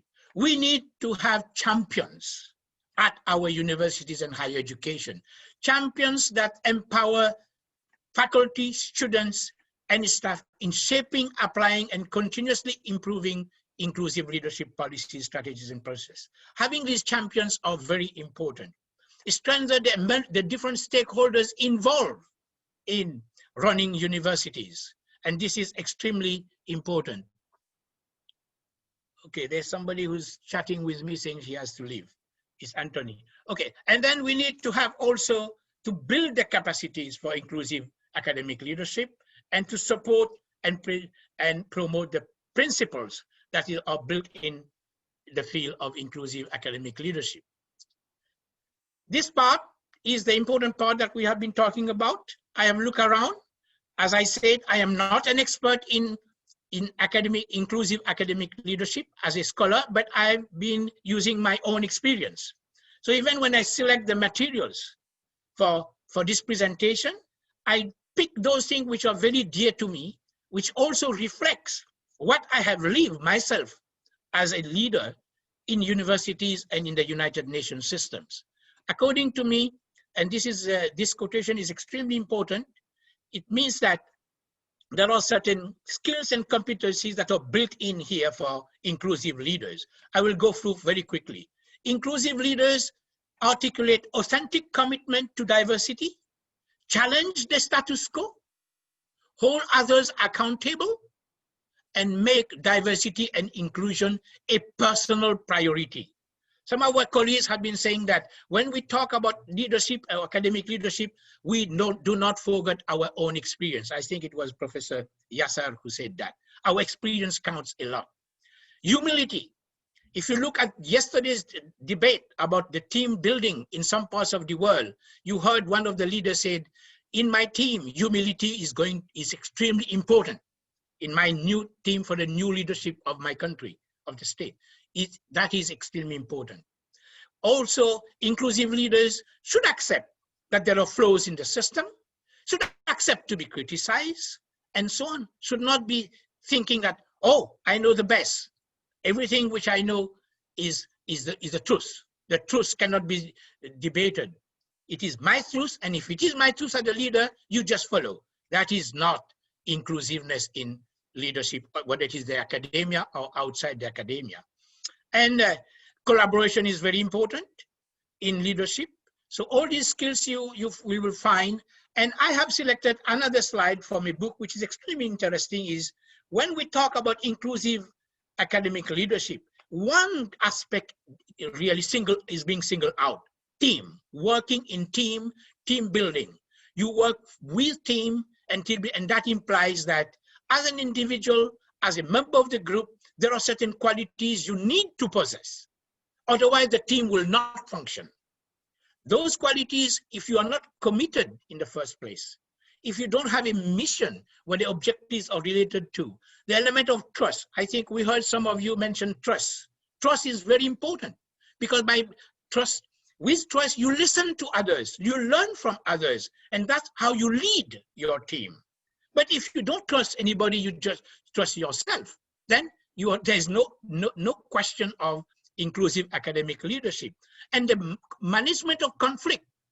If you are dealing with leadership, inclusive leadership, for sure, you're sitting on something which is very, very heated, mainly conflicts. How do you resolve and manage conflicts as a leader? And in the academia, this is extremely important. If you make research and surveys from students, what do they think about the leadership of their university? You will not be surprised to hear that, oh my God, there's so much to do, there's so much improvement, because they don't participate. Their voice are not being listened to. The same would be for the department's heads, the other members of the community, university community. So participation and communication are increasingly important. And as I said at the very beginning, that action, not NATO, no action talk only. We need to have action. We need to have a pathway how we are going to implement all the literature being available, all the research which is being done. We need to have action, which means that when you have action, when you talk about policies, plans, and strategies, you need to have evidence-based information, evidence-based, with evidence, not thinking that the truth is there. No, evidence-based, where science plays a very important role. Capacity building, not capacity building of the normal procedure. No, capacity building of the agents of change. This is extremely important. Your university leaders, your university administrators, teachers and students, they become change agents when it comes to inclusive academic leadership. It's not business as usual. And again, the links that one have to establish, not only between disciplines, but between disciplines, universities, and society at large. As I mentioned, the importance of higher education institutions and universities. If we address seriously inclusive academic leadership, we need to use the Sustainable Development Goals framework. I propose that there should be a curricula which is mandatory curricula as an introduction course for leadership in universities and higher education. So there should be a curricula there which is mandatory. Everybody should know what it is, inclusive academic leadership, in order to empower them to bring change, to create the awareness, and to share science-based knowledge among individuals.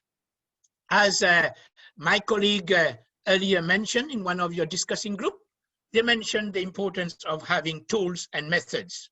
Tools and methods for empowering what now I will use the term change agents.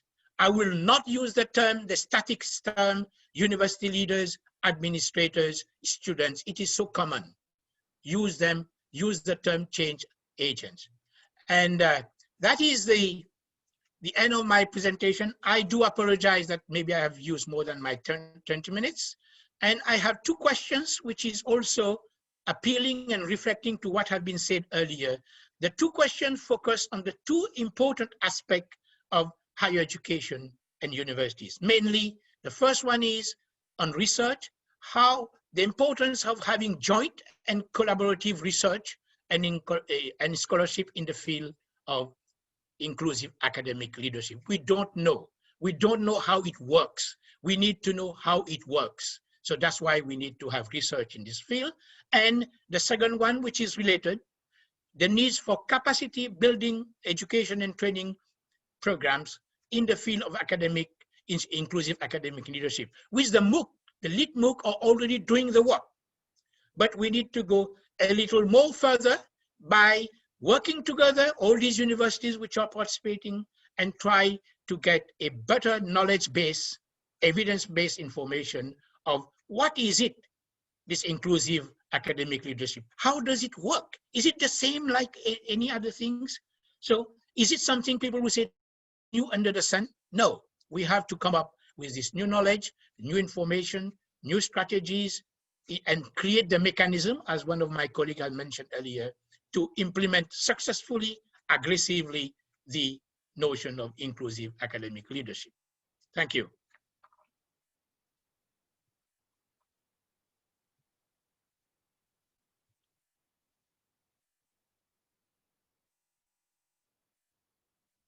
Now I leave up the floor to Professor Chang Zhu. Thank you very much, Professor Bina, for sharing us with the second keynote speech on inclusive academic leadership. So now we will have a panel on discussing the topic on inclusive academic leadership. Before that, we have again a short Mentimeter. So for those who do not have a chance yet the first time, now it's a chance for everybody to participate. what are the 3 keywords that you would like to use to best describe inclusive academic leadership in your point of view? So now you can participate. So on menti.com, the code 2416167. So everyone is welcome to participate. You see the word equality, respect, trust, cooperation, democratization. So everybody is welcome to participate. Yeah, as you can see, the first Mentimeter we had 3 top keywords. That was culture, equality, and respect. So now it's our second Mentimeter from your side with your participation, keywords on inclusive academic leadership.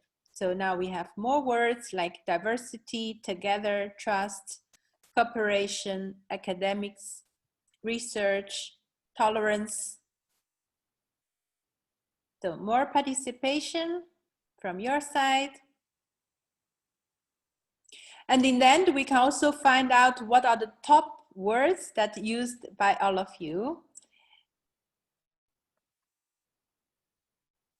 And my colleague will show you which top 3 words it will be. So more participation. Okay. Well, thank you very much. And we could see that when we look at, yeah, there's the vision, which is, okay, it's growing. Vision and respect, which is extremely important, 2 keywords. And of course, equity. So if we say vision, respect, and equity, that will summarize what are the major focus among you with regard to the debate and the discourse on inclusive academic leadership. So now I will leave the floor to those mentioned in the discussions. It will be first Professor Miguel Pina Ecuna of NOVA, then Dr. Marcin Gorski, Professor Dr. Wan Ling from Guangxi Normal University, Dr. Onchi Jiang, and then my colleague, Dr. Lucas Zina. Okay, the floor is yours, Professor Miguel Pina Ecuna.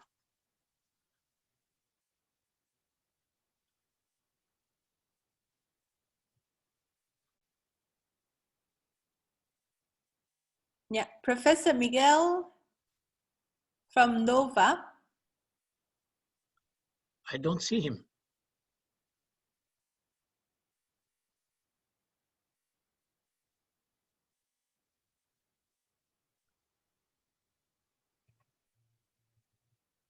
Yeah, we can first, maybe Dr. Martin can share with us first, and then we will connect with Professor Miguel. Yeah.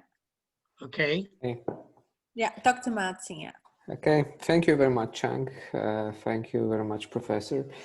It was really interesting point of view that you have presented from your own perspective. I'm particularly happy that you have mentioned the Sustainable Development Goals of United Nations. It's really a thing that should be actual everywhere, and it is more and more, and it really affects the life in all of the aspects, including universities.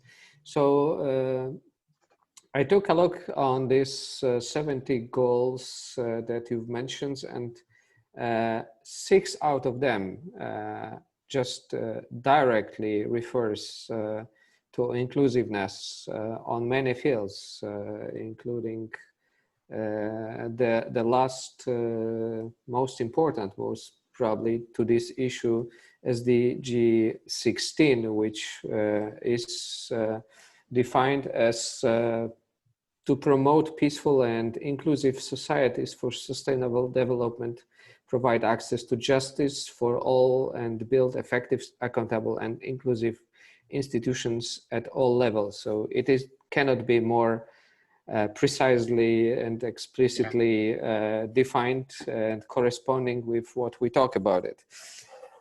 Of course, exactly. We as practitioners in education, in the world of the research education, so means teaching, but also representing the management of university, not necessarily the highest management of university. Of course, we know that in many places in the world, this inclusiveness has its ups and downs. So I would say in some places in the world, for example, my own country, university is still a bit feudal institution. So such new, let's say, ideas about inclusiveness and democratization, of course, are heard publicly everywhere. And the picture that you can see, official picture that you can see, of course, presents these features, but reality, sometimes it's a bit different. So I'd like to say maybe a few words about what we experience here in Poland when we just started the new reform of the education in Poland. So the universities had changed at all and gave the full responsibility to the rector. So of course it would be well seen, most probably, to share the power somehow with other stakeholders at university. However, the full responsibility is on the arms of the rector. So, of course, some universities tried, because we just started this process actually a month ago in full scale. So some universities had started with democratization. So the rector, which is responsible for everything, creates collegial bodies to support him and gives more and more power to administrative but also scientific colleagues, stakeholders on different levels, sharing the responsibilities, but also giving relative freedom. But in majority of universities, this possibility of handing the full power to one person has become so attractive that it turned in a completely different way. As I've mentioned, we are just starting, we are observing, but we have these two ways. And unfortunately, I can see that this possibility of having more power in one hand, it's more and more interesting and attractive to some leading universities. So from one side, we shall follow these sustainable development goals and we paint them on our websites. But from other side, the reality turns a bit different. So I will be happy to meet with you in 3-4 years and tell you how it goes in Poland. And for now, maybe I give the floor to the others to share their experiences, and we shall see how it looks in different places. Yeah, thank you very much. But don't wait for 2, 3, 4 years. I think that we can do a lot virtually. And to monitor, you have to monitor the process, not to wait after 4 years to see what happened. But during the process, then one can inject some new ideas. Very good. Thank you very much. And I appreciate Thank you very much. We comments. will stay in touch. Bye. Yes, the next one on the list is, do we have Professor Miguel Pina Icunha? Hello, everyone. Yes. My name is Filipa Castanheira. I'm very nice to see some familiar faces, some friends from other contacts. Unfortunately, Miguel, he had to leave. He was here, but he had classes at 10 in the morning, and he was really trying to see if he could still participate, but he had to leave in a rush because classes started 15 minutes ago. Okay. So I'm sorry, my apologies. Although I can if you want, I can share just briefly what we are doing at Nova, because this is a serious concern that we have. We have like 60% of our students at Nova SBE nowadays, they are not Portuguese. So this brings quite a challenge in terms of integration and inclusion of this diversity. And slowly and also in terms of faculty, we do have a significant percentage of faculty that it's not Portuguese. Mm-hmm. But for example, in terms of staff, I would say most of them are Portuguese, and it's hard to attract staff that it's also because of the I would say all the idiosyncrasies of the national law, which I think it's common to every country, and the national processes. So it makes integration perhaps a bit more difficult. I would say it's easier to teach leadership in a different country than it is to work with labor law in different countries, because that changed quite a lot, I would say. Yeah. And also, there was a topic that was mentioned here. It's something that we take very seriously, which is the inbreeding process. We try to the best of our efforts not to have inbreeding, is exactly to reinforce this idea of diversity. What we Dr. Filipa, excuse me for just mentioning. I think I see on the screen Dr. Miguel. Yes, am I he's right? there, but he's Okay. not in the. He's not connected to the. Oh, Miguel, you're here. Yes, great. Perfect. I interrupted. Yeah, I just see him. Good morning. My apologies, but this is the beauty Great. of Zoom. You can have competing things, and I have to jump from one thing to another. My apologies. Yeah, but we thank Dr. Filipa, who has been introducing the situation in the university. Yeah, but you know, I can compliment Filipa because I think she's touching the important points. So if that's okay, we can do a duo. Okay, go ahead. You So manage it yourself. How do you say? Yeah. Okay, Filipa, go ahead. No, I was just mentioning that we do care about not creating an inbreeding situation. So we try to attract faculty from different locations. And what it's interesting is the more diverse the faculty is, the more natural it becomes to attract more people from different nationalities. So I would say this is kind of a reinforcing loop. And it is, I would say, perhaps harder to break the inertia, but once you start having different people from different nationalities and creating a more diverse culture, talent attracts talent, and so it should be easier also to spread the network. Would they participate, as you have, as you said, quite an international group with you?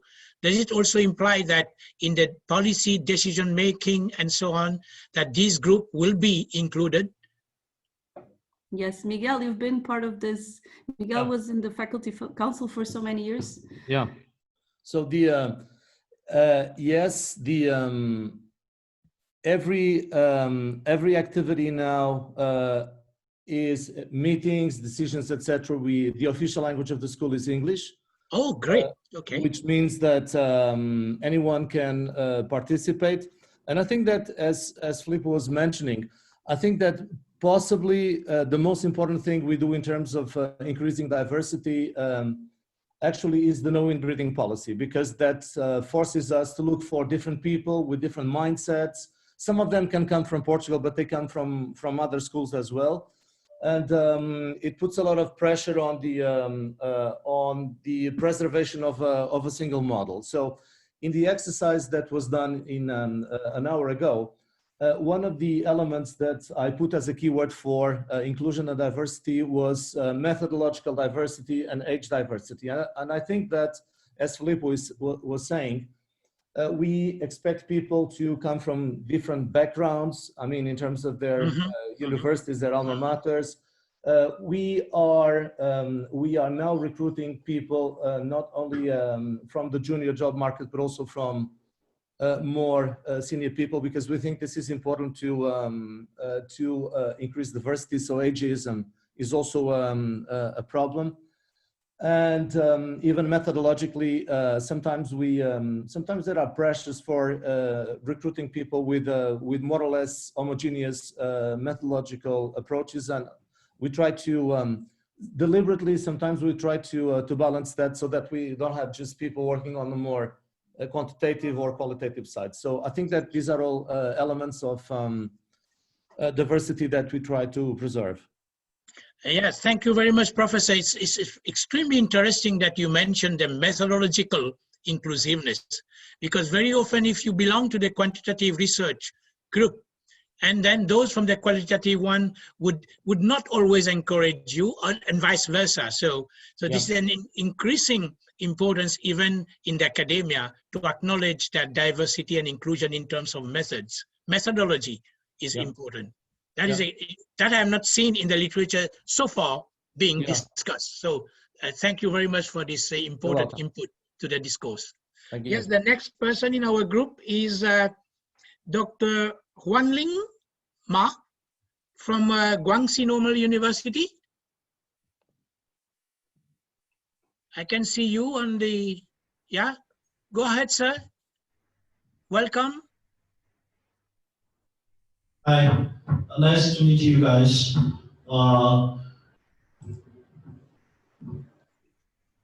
Yeah. 马是您直接用中文说的。因为你要用英文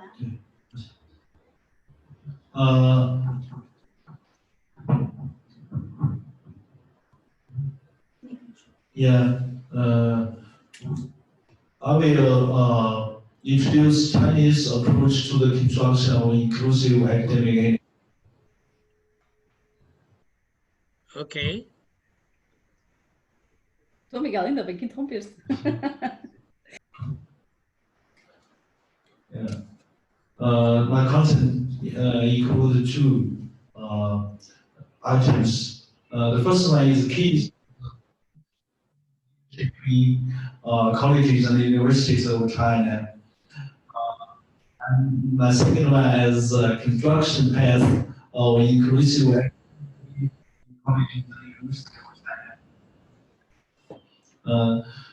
So the first key issues of inclusive academic leadership in China.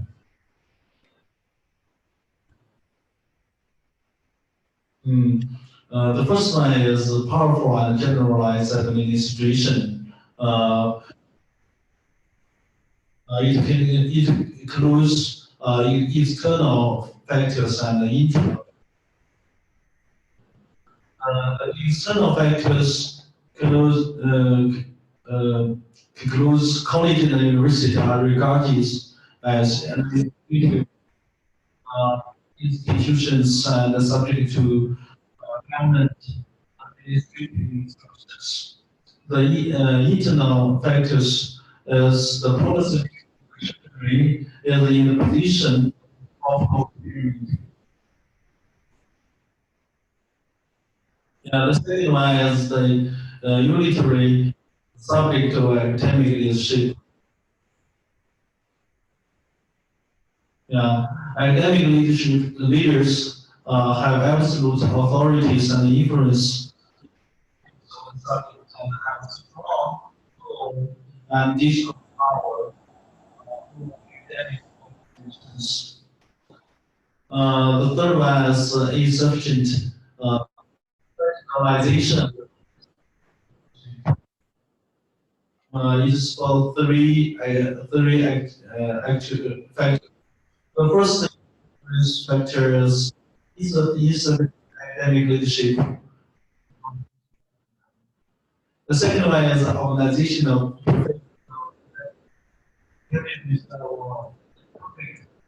academic measures. The third one is insufficient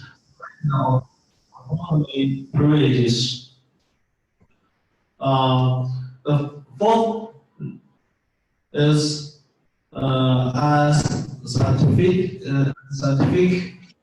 design of first, lack of operability, complicated procedure, and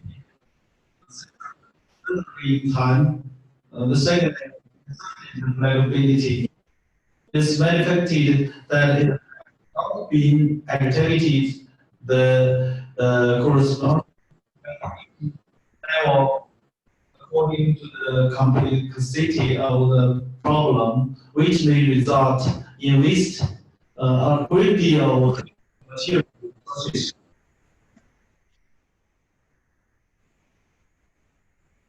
Yeah, then I turn to the construction path of inclusive academic leadership in China. First, university. We don't see your next slide. If you can move your next slide.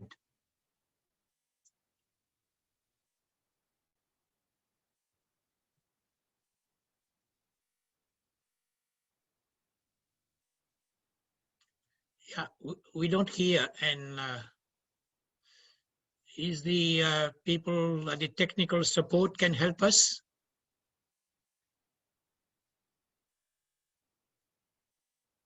Yeah. Yeah, I suggest we can move on to our next expert, and Professor Ma can continue to interact with input, of course. Okay, we have now the next one on the list is Professor Hongqi Jiang. Hello? Yes, I can see you. Go ahead, sir. Hello, everyone. Hi. I'm Professor Jiang from China University of Geoscience. And good morning to you, and good evening to. Yeah. Yes. And everyone very well in this special situation. Now, also thank Professor Ida Yaka from University. You really made a very excellent speech. As for the inclusive academic leadership, this is much less published papers in Chinese journals. Also, it is much less papers. And what is the? I will mention the 3 points. What is inclusive academic leadership? Second is current situation in Chinese university. Excuse me, sir. Excuse me. Do you have a PowerPoint presentation or some slides or not? No, not slides. Okay, go ahead. Yeah. Okay. Go ahead. Go ahead. And certainly, I was mentioned how to be a good inclusive academic leadership. The first one, what is inclusive academic leadership? In my opinion, the concept of inclusive academic leadership originated from educational academia, inclusive education. So inclusive education is the original the concept. So it means to create positive and inclusive environment for all students to learn effectively.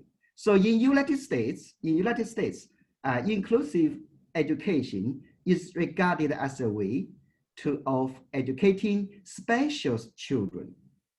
And globally, it is more broadly defined as a way of accepting and welcoming diverse learners to be educated together. Yeah. So this is inclusive education, okay? So what's the common features of inclusive academic leadership? I think it's like the following. The first, IAL is a kind of relationship leadership. So it is a leadership of relationship, which refers to the leaders. Leaders should open to the subordinates, more contact, more listening, and attention. It's the first. And the second, I think it is a win-win relationship, double win. It's a double win relationship. And achieve this kind of leadership, we should by doing things with people, not rather than to people. So number three is attaching importance to cooperation and competition. It's a two-way relationships. So it is respect, recognition, responsiveness, and responsibility. Number four, I think the features number four is adhere to the people-oriented principle. So this is my opinion of what is in inclusive academic leadership. And the second, the current situation of IAL in Chinese university. I think the first one is the relationship between leaders and the subordinates. The leaders such as the faculties, the professors, and the subordinates also means the students also such like this. I think the relationship between the leaders and the subordinates is selective in Chinese university, which depends on the common interests and the student's ability. If the student's ability is strong, perhaps it's more loved by the faculties. I think this is the first one. And the second is the relationships of double wins in Chinese university means doing things to people rather than with people. This is so we lack of some responsiveness and a strong responsibility. Number three, Chinese university attach much importance to people-oriented. In Chinese university, we also say we should focus on teachers, focus on students. So teacher-oriented, students-oriented. But there is a gap in reality. And also academic leadership is still in the authority and the center. So it also plans the decision-making role in most university efforts. That's the three necklace, I think, in the Chinese university. And the last one, how to be a good IAL. I think the first one is you think acknowledge differences, tolerate mistakes and failures. And the second is keep close with the subordinates and be willing to listen to the opinions.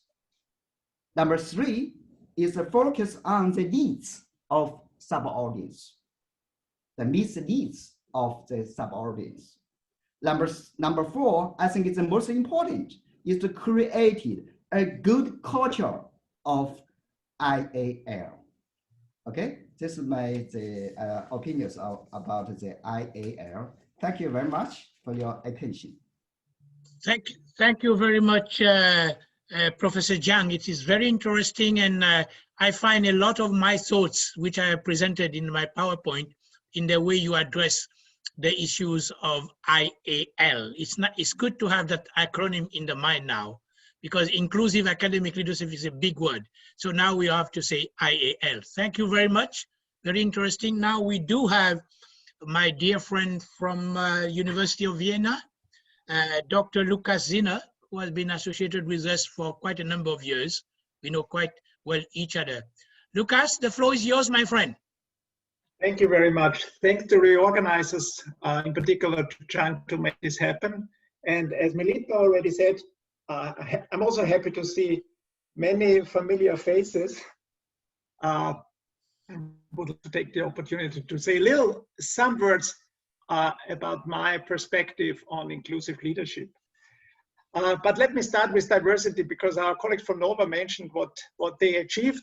We have, I would say, we have a quite similar situation. We are heavily recruiting from outside of Austria. We have on the PhD level, 60% of our PhD candidates are coming from non-Austrians at the moment. We are top ranked when it comes to Erasmus mobilities. So we have a quite of an international culture at the university, I would say.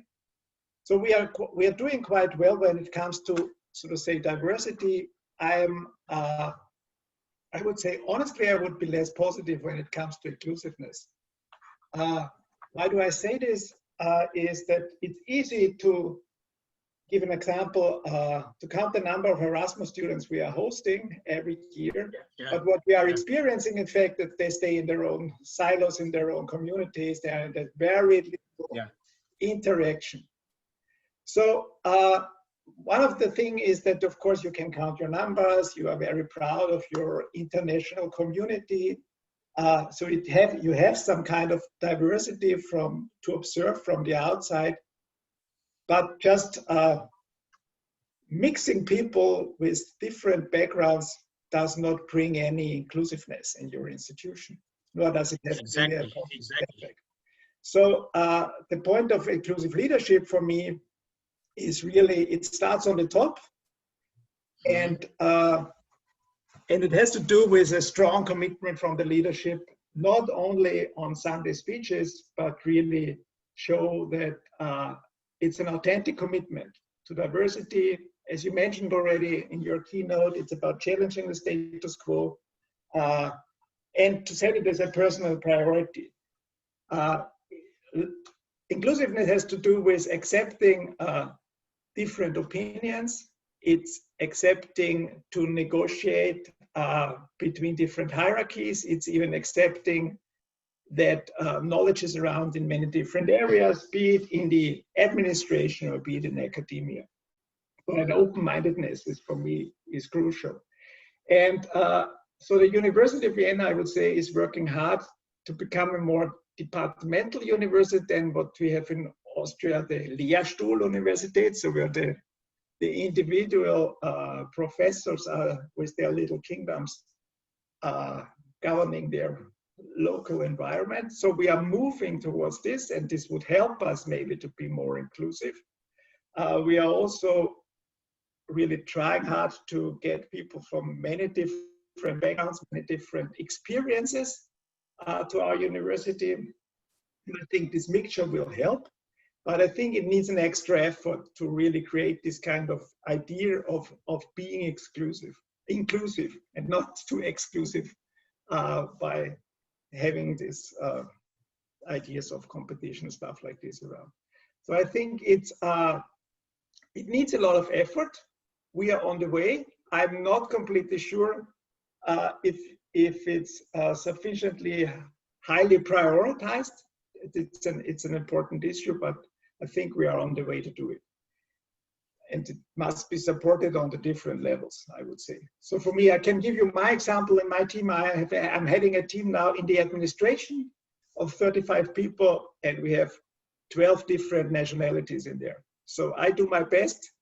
I try to be curious, to learn from others. Yeah. Try to be open, but and some of the groups are doing really well, but on the strategic level, I think lots need to be done. Thank you very much, Lucas. It is very encouraging to hear your experience and also the concerns with the new situation which we in Europe are exposed to, having our students go, even faculty members of different backgrounds, and how do we cater for them. Well, Dr. Chan, I will just spend 1 minute to summarize, and then I will leave the floor to you. I think we're already half an hour late. Well, in order to summarize, I would see that from the standpoint of the various discussions, we have learned a lot about the way how to develop a spirit of collegiality. We have heard the importance of sharing, and some of our Chinese colleagues talk about both external and internal factors within this field. We have heard also that there's not so much research in this area, so there's a need for more research. And one of the discussions mentioned the importance of relationships, win-win strategy, and strong responsibility of our leaders, and to be people-oriented. We do also finally find out that we cannot continue, we can increase, like Lucas was saying, Dr. Lucas, that it's not a numbers game, how many of each group we are having. The question is, what do they do together to improve leadership? How do they work together? What are the mechanisms in place and so on? Otherwise, it will be just as silos, as isolated action only in terms of numbers. The international culture, which we are all confronting in higher education, maybe that is the place where internationalism much more is being seen, and implies that we need to cater for all these groups coming in the discourse. Thank you very much. Me, I'm so happy to be able to participate in that. I thank you. Being a retired professor, I find out that I'm getting more. I am not tired yet. Thank you. And then I leave the floor to Professor Chang for the next session. Thank you very much, Professor Vina, for this excellent facilitation of the discussion group, and also about the introduction of the topic on inclusive leadership. Indeed, we have a lot to discuss, and we are running a little bit out of time, and we missed part of the presentation from Professor Ma from Guangxi Normal University. But the good news is that the PowerPoint will be online on our website, so we can follow up still the content of the input from Professor Ma. We have our next session is about research. Our panelists just mentioned we do not have enough research actually on these topics on leadership, academic leadership, inclusive leadership, diversified leadership, etc. So our next short session is actually talking about research. Of course, again, we need more room and more time, and that will be also in the following LEAD2 projects. We will organize more workshops and discussions and discussion forums for everyone. So our next speaker will be Professor John Taylor from Lancaster University, and he will share with us some viewpoints on research related to academic leadership. So Professor John, please. Thank you. Good morning, everybody. It's really nice to be part of the group, and I'd like to thank both previous speakers for two very stimulating and very interesting sessions, which I think really set out quite an agenda for research activity. I think it's very clear that we need far more research on the inclusive nature of leadership in universities. I think the first thing I would like to just stress is the actual importance of leadership in higher education. It might sound a very obvious thing, but I know on a day-to-day basis, talking to many colleagues in my own university and in other universities all over Europe, all over the world, often issues of leadership are sort of dismissed and as they're seen as important but not relevant to everybody else. And I would take a very different view. I think leadership is absolutely critical to our institutions, and it's something which our universities all over the world need to take more seriously. So I think, you know, one of the first things that I would like to just draw attention to is just the importance of developing leadership strategies for our universities all over the world. What does strategy actually look like for leadership? What do we actually mean when we talk about a leadership strategy? And I think there's far more research that needs to be done on those sort of issues. I'd like to sort of follow on from that by just referring to an approach which I've used looking at higher education leadership and researching it in many different countries around the world. And that's the concept of looking at leadership in terms of before, during, and after. And I think this is very relevant to issues of inclusivity within higher education leadership. When I talk about before, I mean, how do we sort of identify leaders in advance? How do we help them prepare? How do we sort of develop them in advance of them actually taking on that position of leadership? And I think it's often particularly important if we're looking to try and broaden the base of people involved in leadership, that we make sure they are properly equipped for leadership. And therefore, this process of what goes on before identifying who they might be, supporting them, I think is particularly important. I distinguish within that before stage, I distinguish between what I refer to as acquiring knowledge and developing skills. And again, I think both are very relevant if we're talking about trying to broaden the base of people entering into leadership positions. Acquiring knowledge in terms of actually understanding the issues involved in whatever leadership position it might be, whether it's leadership at a departmental level, school, faculty, university, research group, teaching group, all sorts of levels of academic leadership. I think it's important in that context that we don't just see academic leadership in terms of the rector or the very, very senior people. I personally believe academic leadership exists at many, many different levels. It can exist just if you are responsible for running a particular module on a particular course.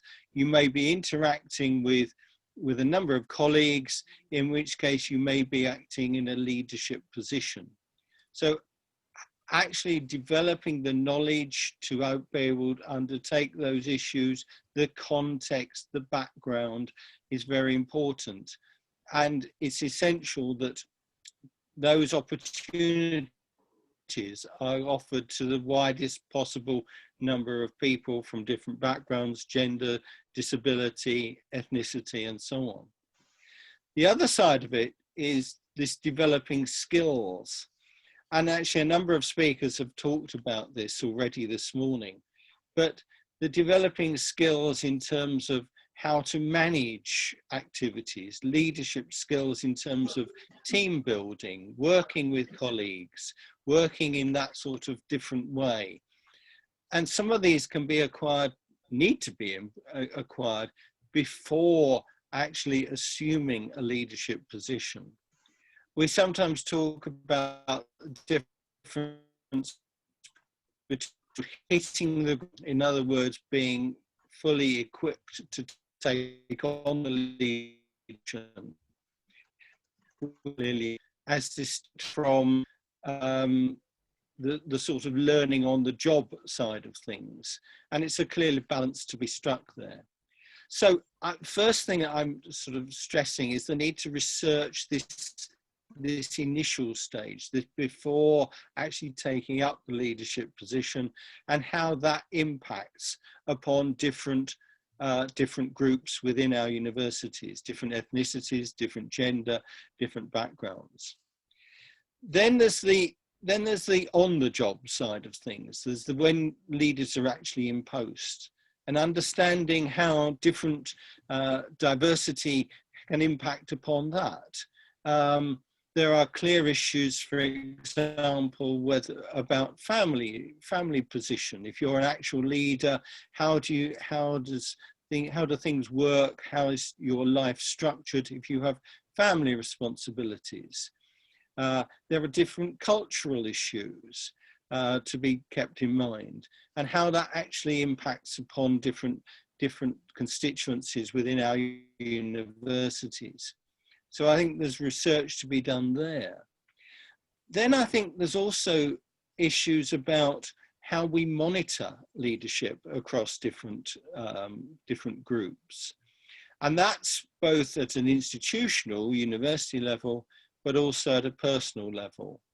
I'm quite an advocate for 360-degree sort of appraisal, where you are both appraising upwards but also downwards, and being open to different things. And again, there are clear cultural and different diversity issues attached to that.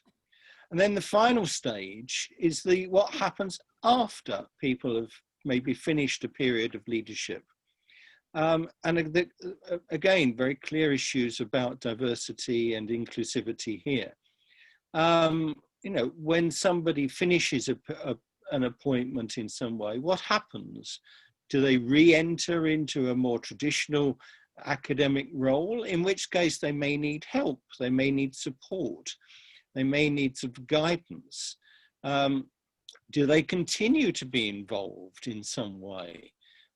We often talk about issues to do with some difficulties that can occur with the former head of department or the former pro-vice chancellor, and how you actually deal with some of these issues. And again, there can be cultural and diversity issues attached to some of those.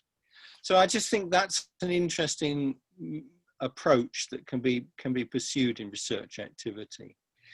Finally, I just mention a few, what I think many of the issues that have already been touched on this morning, but I think are there very important in terms of our approach to inclusivity in leadership. There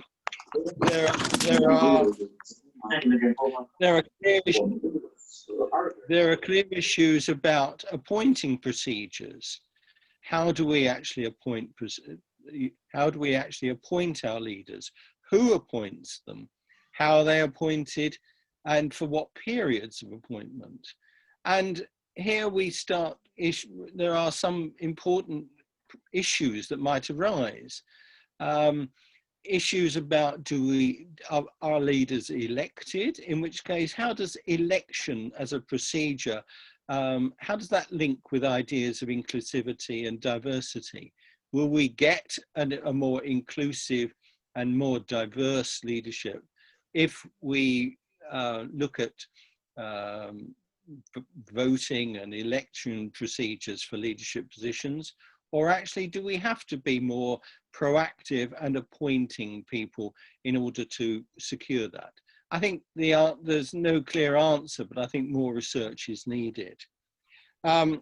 Periods of appointment, we've been talking also about cultures, leadership cultures, and the issues between developing a more sort of broadly based, more flat decision-making structures, the whole idea of distributed leadership, and how that relates to issues of inclusivity and diversity. There's a very important sort of research agenda to be attached there. I would also refer to issues to do with the reward. How do we see rewards in terms, and I don't just mean money and pay, I mean status, I mean recognition, and all the different issues that can apply to the reward of leadership, and doing that in an inclusive and diverse way. And there are clear issues about career development. You know, what does leadership actually lead on to? What do people actually, is it just a sort of upward movement through our universities, or are there different approaches that can be followed? So I think all of these things all require much more active research. We need to understand how these different issues impact upon diversity and inclusivity. And I think in that, I would urge a mixture of different approaches. I was very pleased to hear reference made a little bit earlier to diversity in methodology. And I think that's absolutely right. We need more case studies, we need more examples, we need more different models that we can look at and examine. We need qualitative research, we need quantitative research, we need mixed research, and we need it across the board. So I think there's a very long and exciting research agenda there, and I very much commend the approach within the LEAD2 project to taking some of these issues further forward. I'm sure I've run out of time, so I'll stop at that point. Chang, thank you ever so much for the opportunity to talk, and it's been great being part of this morning's meeting. Thank you. Thank you, Professor Jiang, very much for sharing with some research perspectives related to leadership and leadership development. We do have a next speaker, Professor Cong from National Academy of Education Administration. So now I give the floor to Professor Cong, and due to the time, please limit to 5 minutes of your intervention. Thank you. Now I give the floor to Professor Cong, please.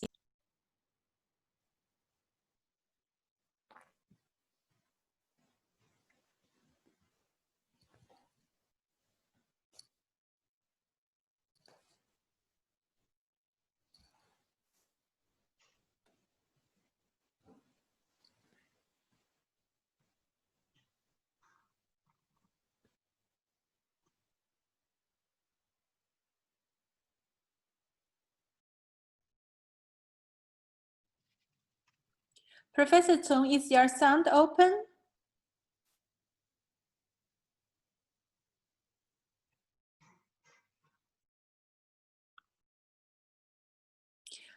Professor Cong, you need to unmute. Yes.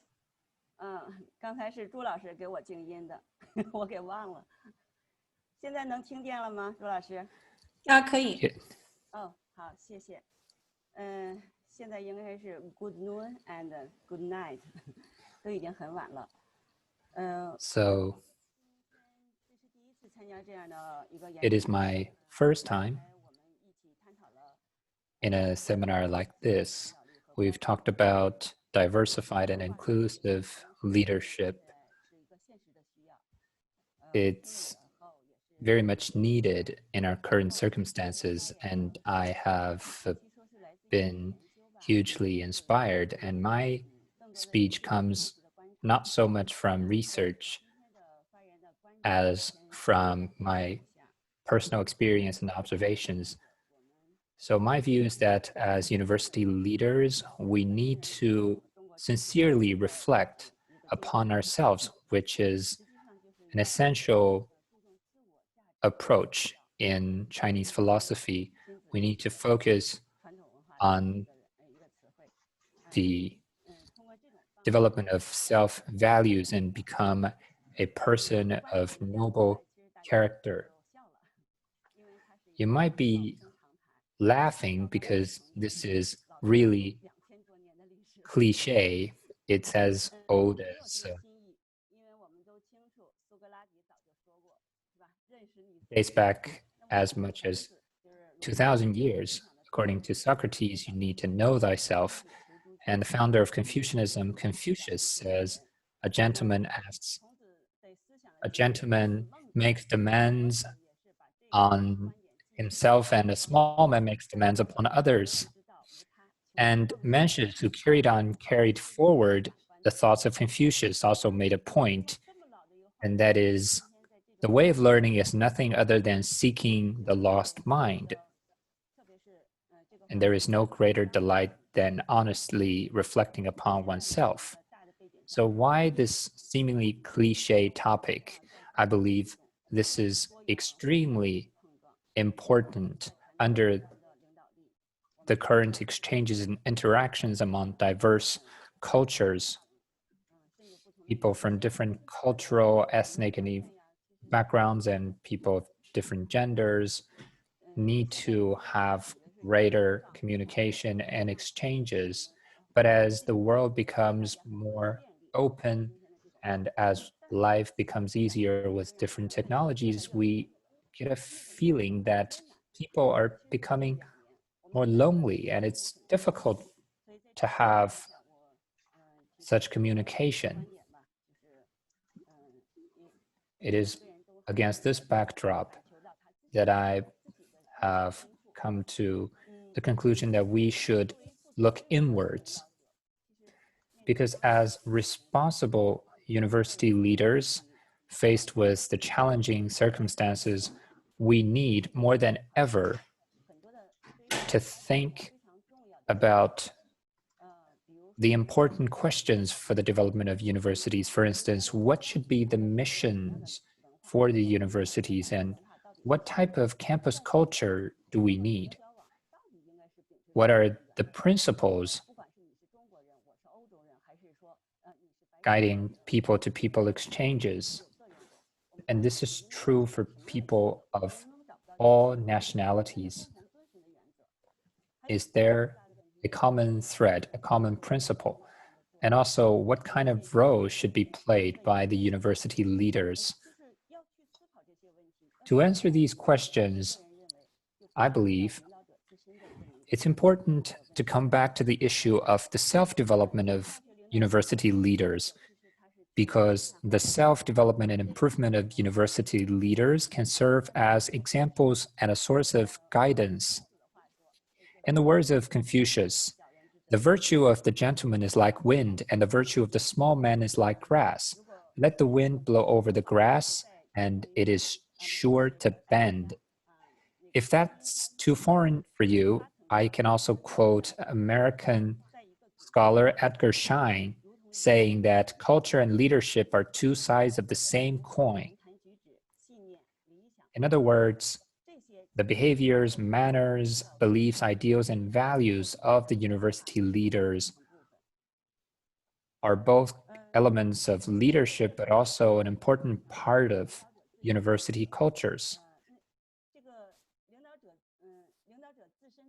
The self-development of university leaders can mean many things, and I'd like to lay special emphasis on the development of their own value systems, because in today's world, with highly advanced material environments, we can see more clearly than ever, because I myself am trained in philosophy, and I believe that people in Chinese philosophy views, man is an existence of values. According to Confucianism, slight is the difference between men and animals, and that difference lies in the four beginnings, according to Mencius, or the sprouts of four virtues. So, as a person grows in the absence of conscious learning and the lack of an education of kindness, these sprouts will remain sprouts, and they will become insensible and egoistic instead of complete and mature individuals. On the other hand, if they can continue learning and get a good education, such sprouts will thrive and help them reach maturity. So according to Confucianism, the nature of man is a kind of goodness or kindness. That is why the Chinese government, in terms of its education policies, has designated fostering virtues and cultivating people as the fundamental task. This is also in line with the kindness nature of mankind. So the task of education is to help the essence of people flourish and help students grow into people of character. So university leaders have their mission of education, and the first thing on the agenda should be to develop complete character.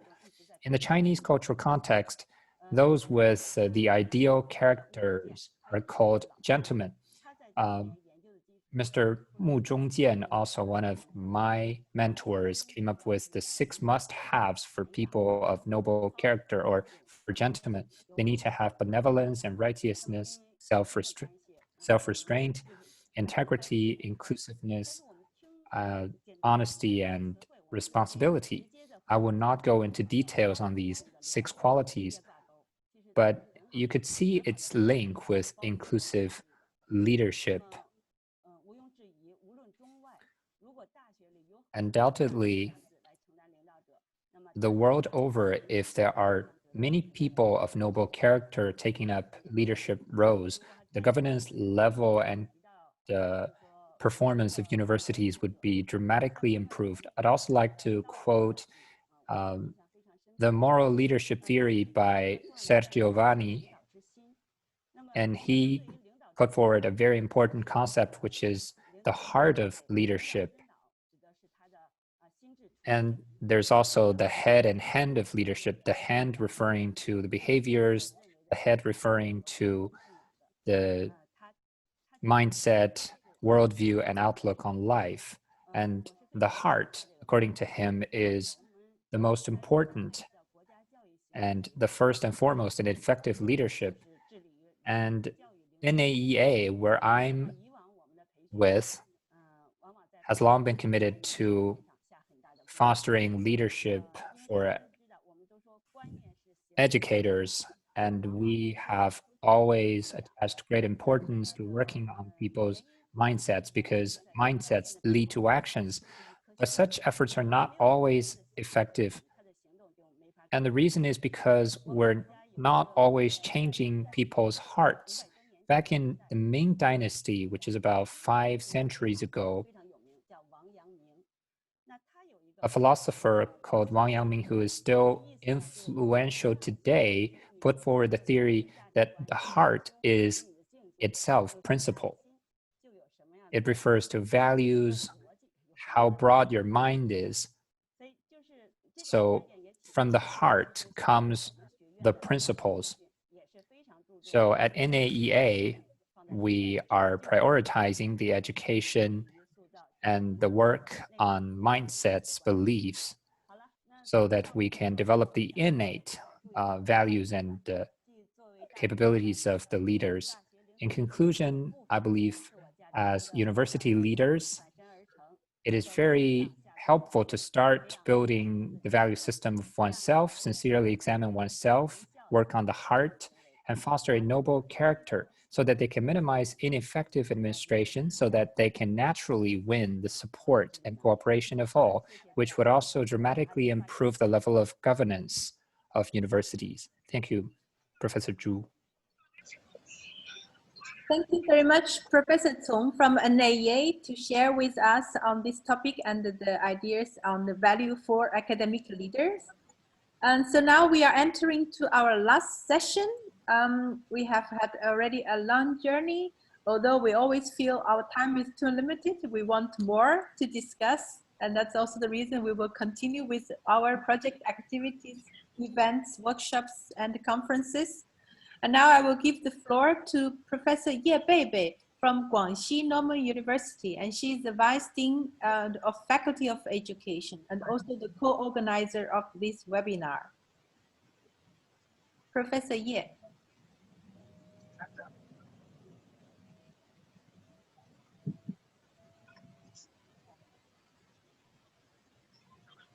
好，各位同仁、各位学者，大家 Dear colleagues, scholars, good morning and good evening. I am actually on a business trip to be actually online with everyone. And our teachers actually today are attending this webinar throughout Guangxi. So today we talked about inclusive and diversified leadership, these two very important concepts. And we gave in-depth analysis to the connotations of them. And we have also discussed the development and building roots, mechanisms, and challenges of inclusive and diversified leadership. So in both China and European universities, given their practice, we have touched on our approaches, either Chinese universities or European ones.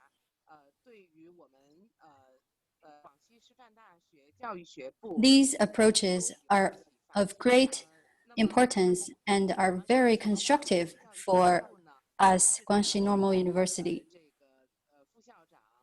So we were actually guided by our president, Professor Sun Jieyuan.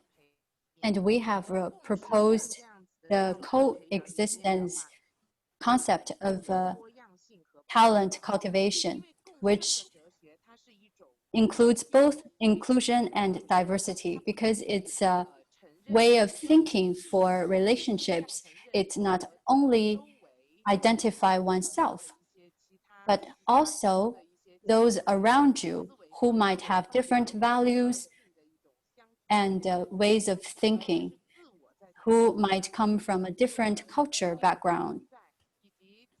It more focuses on the relationship between me and those around me.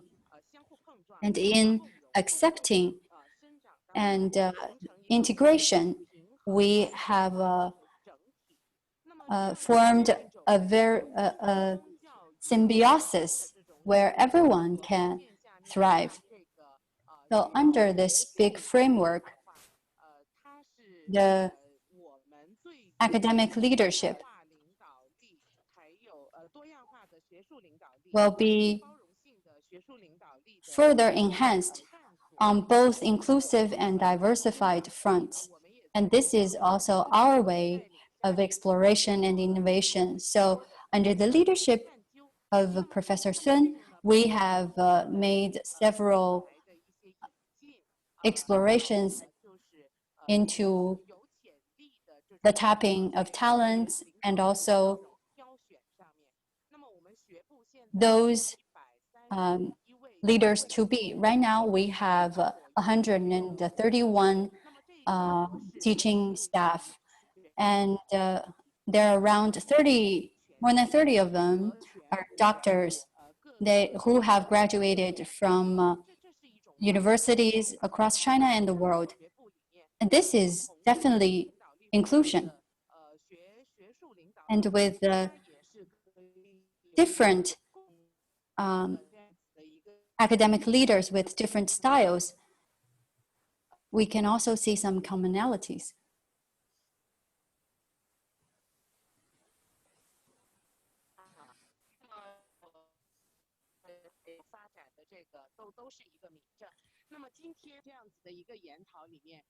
So at today's webinar,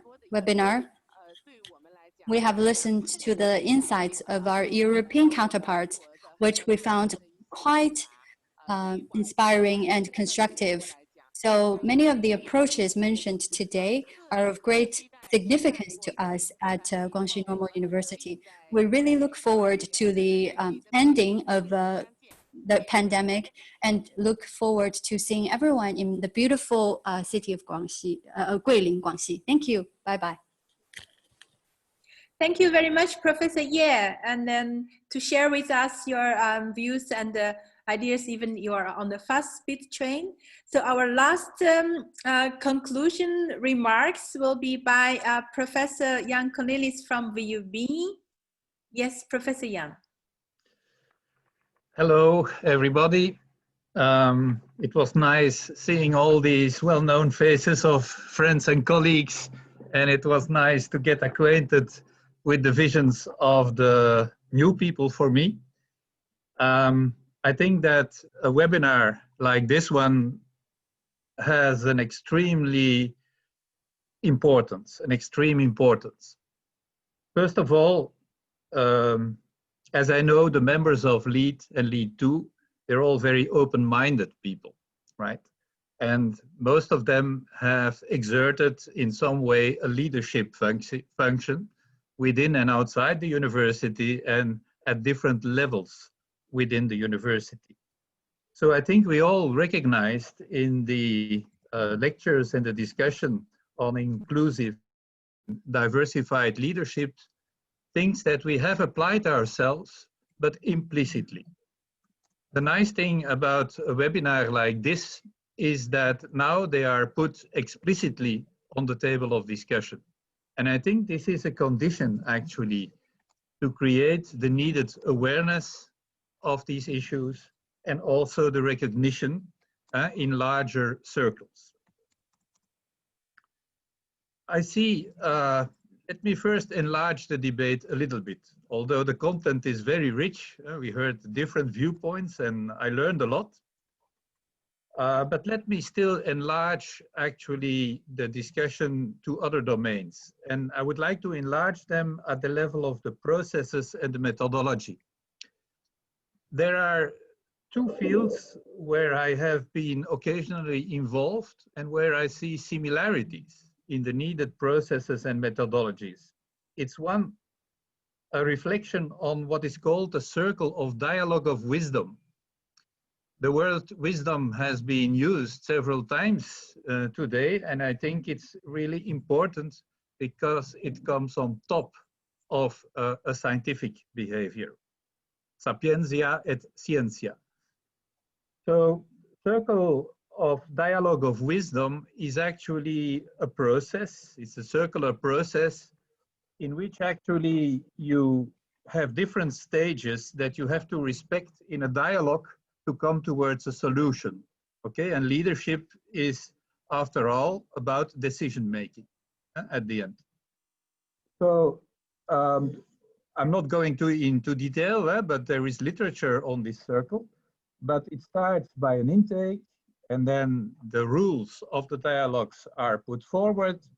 Okay, key issue is respect, and with respect, you create a safe space, so-called safe space in which everybody can express himself. Okay, we applied this circle of wisdom in a dialogue on land redistribution in Colombia, together with the local communities. So respect is really essential. You create a safe space so that independent of the background, everybody can express itself. You're building empathy based on reciprocity. And then you start to recognize actually complementarity in the viewpoints, and this opens spaces for creating solutions, right? And the last phase is actually unifying all these spaces and taking a solution to practice. Okay, so you see, there are stages that have to be respected. The same thing happens in mediation. I happened to follow during one of the holidays a course in mediation in 2017. Okay, at the end, there should be a win-win solution. And the key issue is that the neutral owner of the process actually guides you through the different stages of the dialogue. In the beginning, it's enlarging the problem, because by enlarging it, you can create win-win situations for everybody, and at the end, you converge towards a settlement. So I think these are two fields, actually, that we could, in a later stage in LEAD, have a look at, invite some experts, and from which we can learn on the level of the processes underlying diversified and inclusive leadership. A second thing I want to say, a third thing that I want to say is actually that for me, inclusive leadership is more than only a behavior based on familiarity, right? I think there should not be a confusion between both. Only familiarity actually can easily lead to a difficulty to adopt changes, that's one thing. And secondly, it can also easily lead to what is called in the literature the dictatorship of the friends, right? So I think that inclusive leadership is much more than this familiarity behavior. And I think that also in these types of leadership, a professional behavior is really very important. There's only one speaker that mentioned professional behavior. That was the first speaker, colleague Svetlik. And I'm glad that he did that, because for me, whatever kind of leadership you have, a professional behavior is needed besides all the other characteristics of inclusive and diversified leadership. In the last part of what I want to say is I would like to make a certain analogy with another skill, actually, that we have introduced in the universities. It is entrepreneurship. Of course, entrepreneurship goes together with the vision of a modern university that not only there is research education, but there is also the so-called third pillar, which actually deals with the context in which a university is operating. And rightfully so, the main context, and I agree with the speaker from Stockholm, that the main context now is the planet, right? And I'm very happy that he introduced the Sustainable Development Goals in the discussion. So if we look at entrepreneurship, 20 years from now, we didn't have any entrepreneurial features that we actively pursued. But how did we bring entrepreneurship in university? Well, first of all, there was the ecosystem, the culture. Also, it was mentioned by different speakers that we need a culture on diversified and inclusive leadership. Well, for entrepreneurship, it's the same thing. And how did we do that? Well, we created an ecosystem outside of the purely research and educational aspects, where all stakeholders within the university and also outside the university in the neighborhood are involved. The second thing we did is put entrepreneurship in the learning outcomes in the normal courses, in the normal disciplinary courses. I think there is an opportunity to do that also with new types of leadership. After all, we are delivering graduates that will take up a leadership position somewhere, not necessarily in the university, but outside also. And the third thing we did is actually adapting the project work. Okay, we made multicultural teams to do problem solving, to think about new societal models, for example. And there also, I think we should actively import notions of inclusive leadership. We also brought external professionals inside the universities, invited lectures, courses, and debates, so on. So we brought external, we brought the context inside the university, but we also brought the university outside towards the context. We did that by internships and, for example, involving, VUB is in Brussels, involving different facilities that we find in an urban Brussels environment. Brussels is a very cosmopolitan city, so it's clear that the campus reflects this cosmopolitan nature due to the mixing actually of different cultures. We have about 129 countries represented in our student population, and we try to do our best to have this multicultural aspect also in our staff. So I think if there is an analogy, how you bring in new concepts like these new types of leadership into action. I liked the NATO, to avoid the NATO expression. I think it's a very good acronym to keep in mind.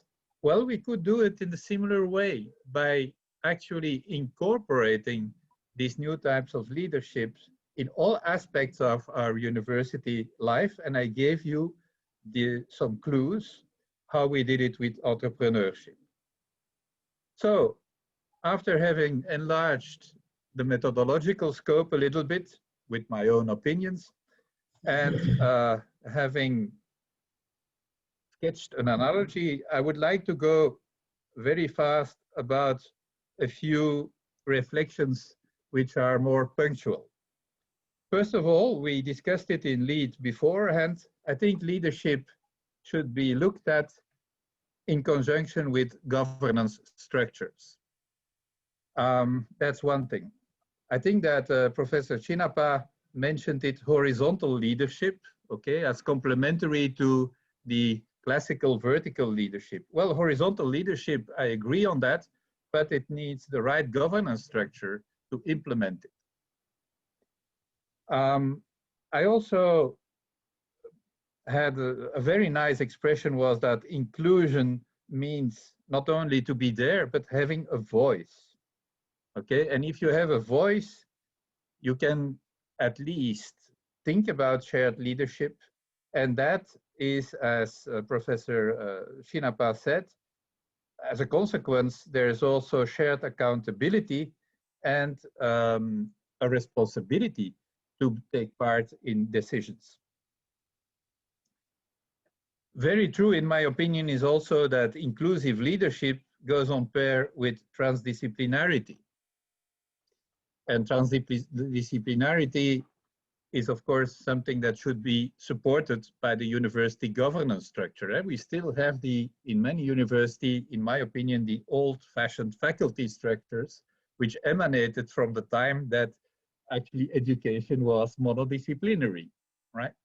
So we have to get over that. And I think that hence it's very true that inclusiveness goes on pair with transdisciplinarity. One more thing is actually, someone said, emphasize the culture, establish a pro-diversity spirit. I agree on that. But there are also some dangers in that. The methodology to do that should be right? I remember when I was a vice rector for research, we did an action to promote university education in the immigrant population in Brussels. Okay? And the first idea you have is you have to organize something special for immigrants. Well, it didn't work. And why doesn't it work? Well, it doesn't work because they saw it as a kind of stigmatization of the immigrant population. So there are much more subtle ways to do that and to include, actually, to promote inclusion of the immigrant population in normal events and normal processes that are addressing the whole university community and the surroundings. And then I also liked, actually, I like more than one, Professor Shinapa, but one particular slide you showed was very interesting, I think. It was a slide called Traits, Skills, Competences. And there you actually list 6 items that are commonalities of inclusive leadership. I agree with what you said, that is that inclusive leadership is context dependent, but I think that these 6 items could serve as a kind of universal framework that is actually true wherever you are on our planet. I liked also what Lucas said, mixing people of different origin does not bring automatically inclusiveness. I fully agree on that. Okay, and the importance is, as John said, what do you do together with all these diverse people?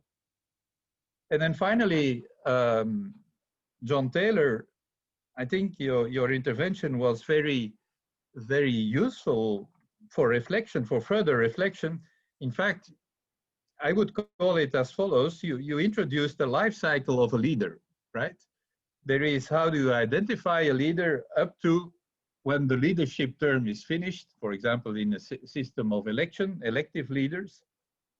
What do you do? How do you accompany the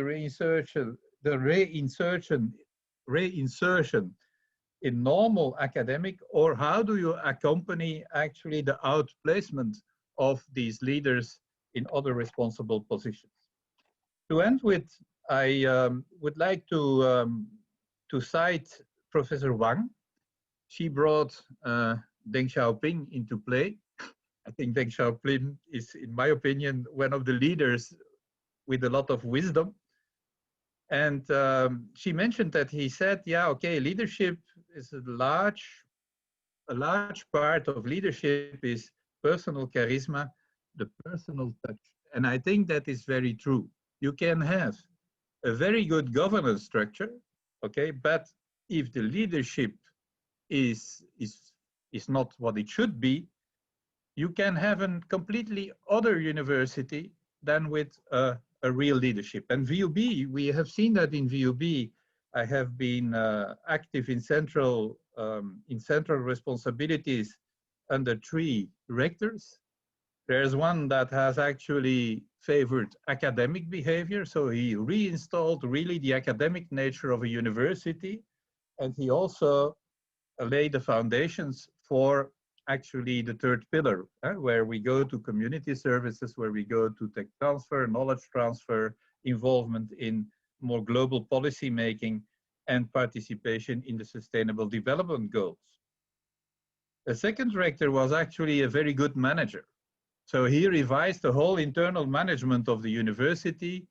He has also put the infrastructure up to date, and he was actually at the origin of what I think are very good statutes of the university. So he restructured the university governance. And the current rector actually is someone who, in my opinion, neglects a little bit the internal management, but she's very strong in external communication, and she has put our university on the scenery in Belgium and in Europe. And she has also given a very nice branding to the university. This shows, I think, that this example shows that leadership and university governance go on pair, but that the personal touch of a leader is actually very, very important in the functioning, the well-functioning of a university. So these were a few reflections that I wanted to make. It's of course not feasible to summarize everything or to make definite conclusions, but I hope that these reflections can be used in further activities of the LEAD2 project. Thank you. Thank you very much, Professor Jan, for have your final sharing of the webinar and some words on academic leadership. So this is very, very insightful. And so finally, we are coming to the end of our webinar. Thank you everybody for attending this webinar. At the end of our webinar, we would also like to have 1 or 2 minutes just to have everybody to have some social interaction with each other. We have also invited all of you to participate in the poll of the webinar. So you can certainly give your opinion on how do you think of this webinar. So for those who have not participated, you can do it now. The poll is open. We have already 25 participants who have participated. So everyone, you are welcome to give your opinion on your points, remarks about this webinar. So we are very, very happy to have everybody who participates online. And you can also follow us on social media. We have mentioned here the social media contacts. And also at the end of when I close the slide share, we would also want everybody to open your camera. We have already had nice pictures of our webinar, but at the end of our meeting, we also would like to have everybody to have the opportunity to be on our photo. Thank you very much for attending this webinar. And then here we have the links of our project website, our knowledge base of the LEAD2 project, also the social platform Padlet of our projects. So we are very grateful, very happy to have be able to see you and in this webinar. And unfortunately, we are not be able to see you physically this year. However, we will be happy to see each other, hopefully, we are sure, next year to meet you in Shanghai, in Guilin, in Wuhan, in Beijing, in Brussels, in Ankara. We have still a lot of plans in our agenda within our projects. So now everybody can open your camera and open your microphone. Our webinar, so we would like to also have this social moment with everybody, because all of you have also mentioned we are so glad to see the old friends, new friends. So some are old, really old friends collaborating for years, and some are new friends. So let's have this opportunity. From you, whoever wants to say something at the end of meeting, you can also stand up if you like, because we have indeed had already a very insightful webinar for more than 3 hours. We are very happy and we look forward to see you again, of course, at our next event, either online or hopefully physically we see each other in one of the locations of our partners. And when I listen to you and when I see your smile, the future is bright again when I see all the travel plans you still have in the LEAD2 project. Thanks for bringing us together. Yes, we look forward. We know our partners also look forward to really visit each other. Yes.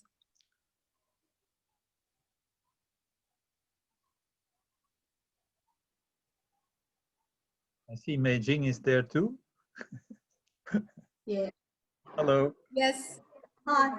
Yeah, you can see me. Yes, I thought I was in somewhere. Yes, you were Glad to see you invisible. all, and You were it's invisible until now, so. it's wonderful interactions and a lot of knowledges, a lot of concepts. Thank you very much. Looking forward to next communication. Thank you. Yeah, especially our colleagues who do not have the chance yet to speak at our events. You're welcome now to have some of our social interaction with each other. And as Jan just mentioned, we do have plans. We have for our events among our partners, and then please keep contact with us, and we will certainly keep you informed of our upcoming events. But we see also some new friends here, actually, from SUT and from Me Too. And so you can certainly say hello to everybody and then to say a few words.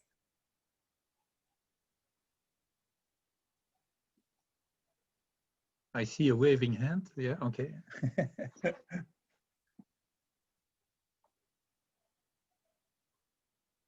Maybe I can introduce my Dean of the Faculty of Architecture from the Middle East Technical University.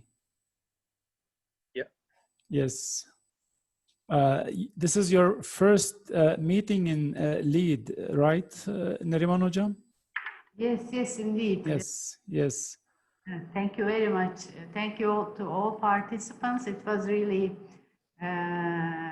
really a nice meeting for me. I'm not from, these topics are not to me as an academic. I'm an architect, I'm a conservation architect, but it was really nice to be with you this morning. Thank you very much to all speakers. And I'm sure the future is good with all these sessions. We will create a better future together. Thank you. Yeah, we would like to thank our two keynote speakers, Professor Ivan Svetlik, to share with us on the topics on diversified leadership. We also would like to thank our keynote speaker, Professor Vina Chinappa. He's our old friend, has been collaborating on many projects. So we are so glad to see you, to have you today. And then you also have a lot of collaboration with BNU, and we have several colleagues from BNU here online also, yeah.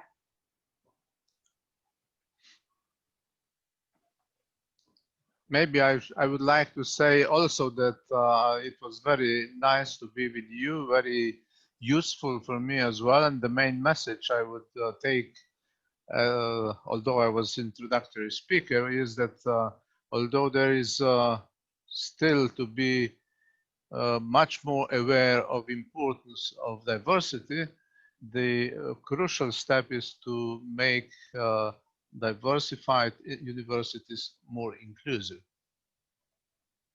Thank you. Okay, so anybody would like to share anything? Our colleagues from SUT, from NOVA, from Me Too, from BNU, from Guangxi, from Shanghai?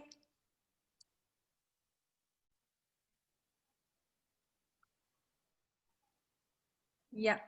Okay, great. So I'm really happy to see everybody online. We look forward to meet you. We would like to thank all the speakers, our keynote speakers, our panelists, also Professor Jam and Professor Tong from NAA to share with us on the research. So it has been a very insightful and then constructive meeting. So we do look forward to meet you again during our next events of the project. Thank you very much, and then for your insightful and constructive participation, active participation at this webinar. So, and also thank the audience from our live stream YouTube channel, most of our MOOC participants who are also following us online. So thank you very much for joining this live session. So we look forward to meet you again at our LEAD2 events as well as our MOOC courses. So thank you very much, and see you back again soon. Thank you. And take good care of yourself. Keep safe, healthy. Bye. Thank you. Thank you all. Bye-bye. See you. See you. Bye. Goodbye. Yeah, see you. Bye-bye. Bye-bye. Dr. Zhu. 拜拜，哎，说再再见。哎，刘老刘师，老师，感谢。再见。刘老师，非常棒，非see you，常棒，拜拜。非常棒。对，嗯，金老师，刘老师，好，nice to see you。我们去早饭吃了。哎，刘老师，哎，对，好，大家再有见。什么很精神的？ Yeah。我今天，欢迎大家。好，下周见。对，非常感谢朱老师和团队，两个刘老师，宝川老师和刘生老师，再见。再见，再见。谢谢大家。Thank you。拜。谢谢翻译，谢谢翻译。翻译非常棒。谢谢翻译，真的感谢我们的翻译。太棒了，翻译很好。好。好，再见，我得赶快早饭吃去。好，谢谢。开嘛。再见。再见。见，离开了。再见。好。拜拜，老师，再见。拜拜。拜拜。拜拜。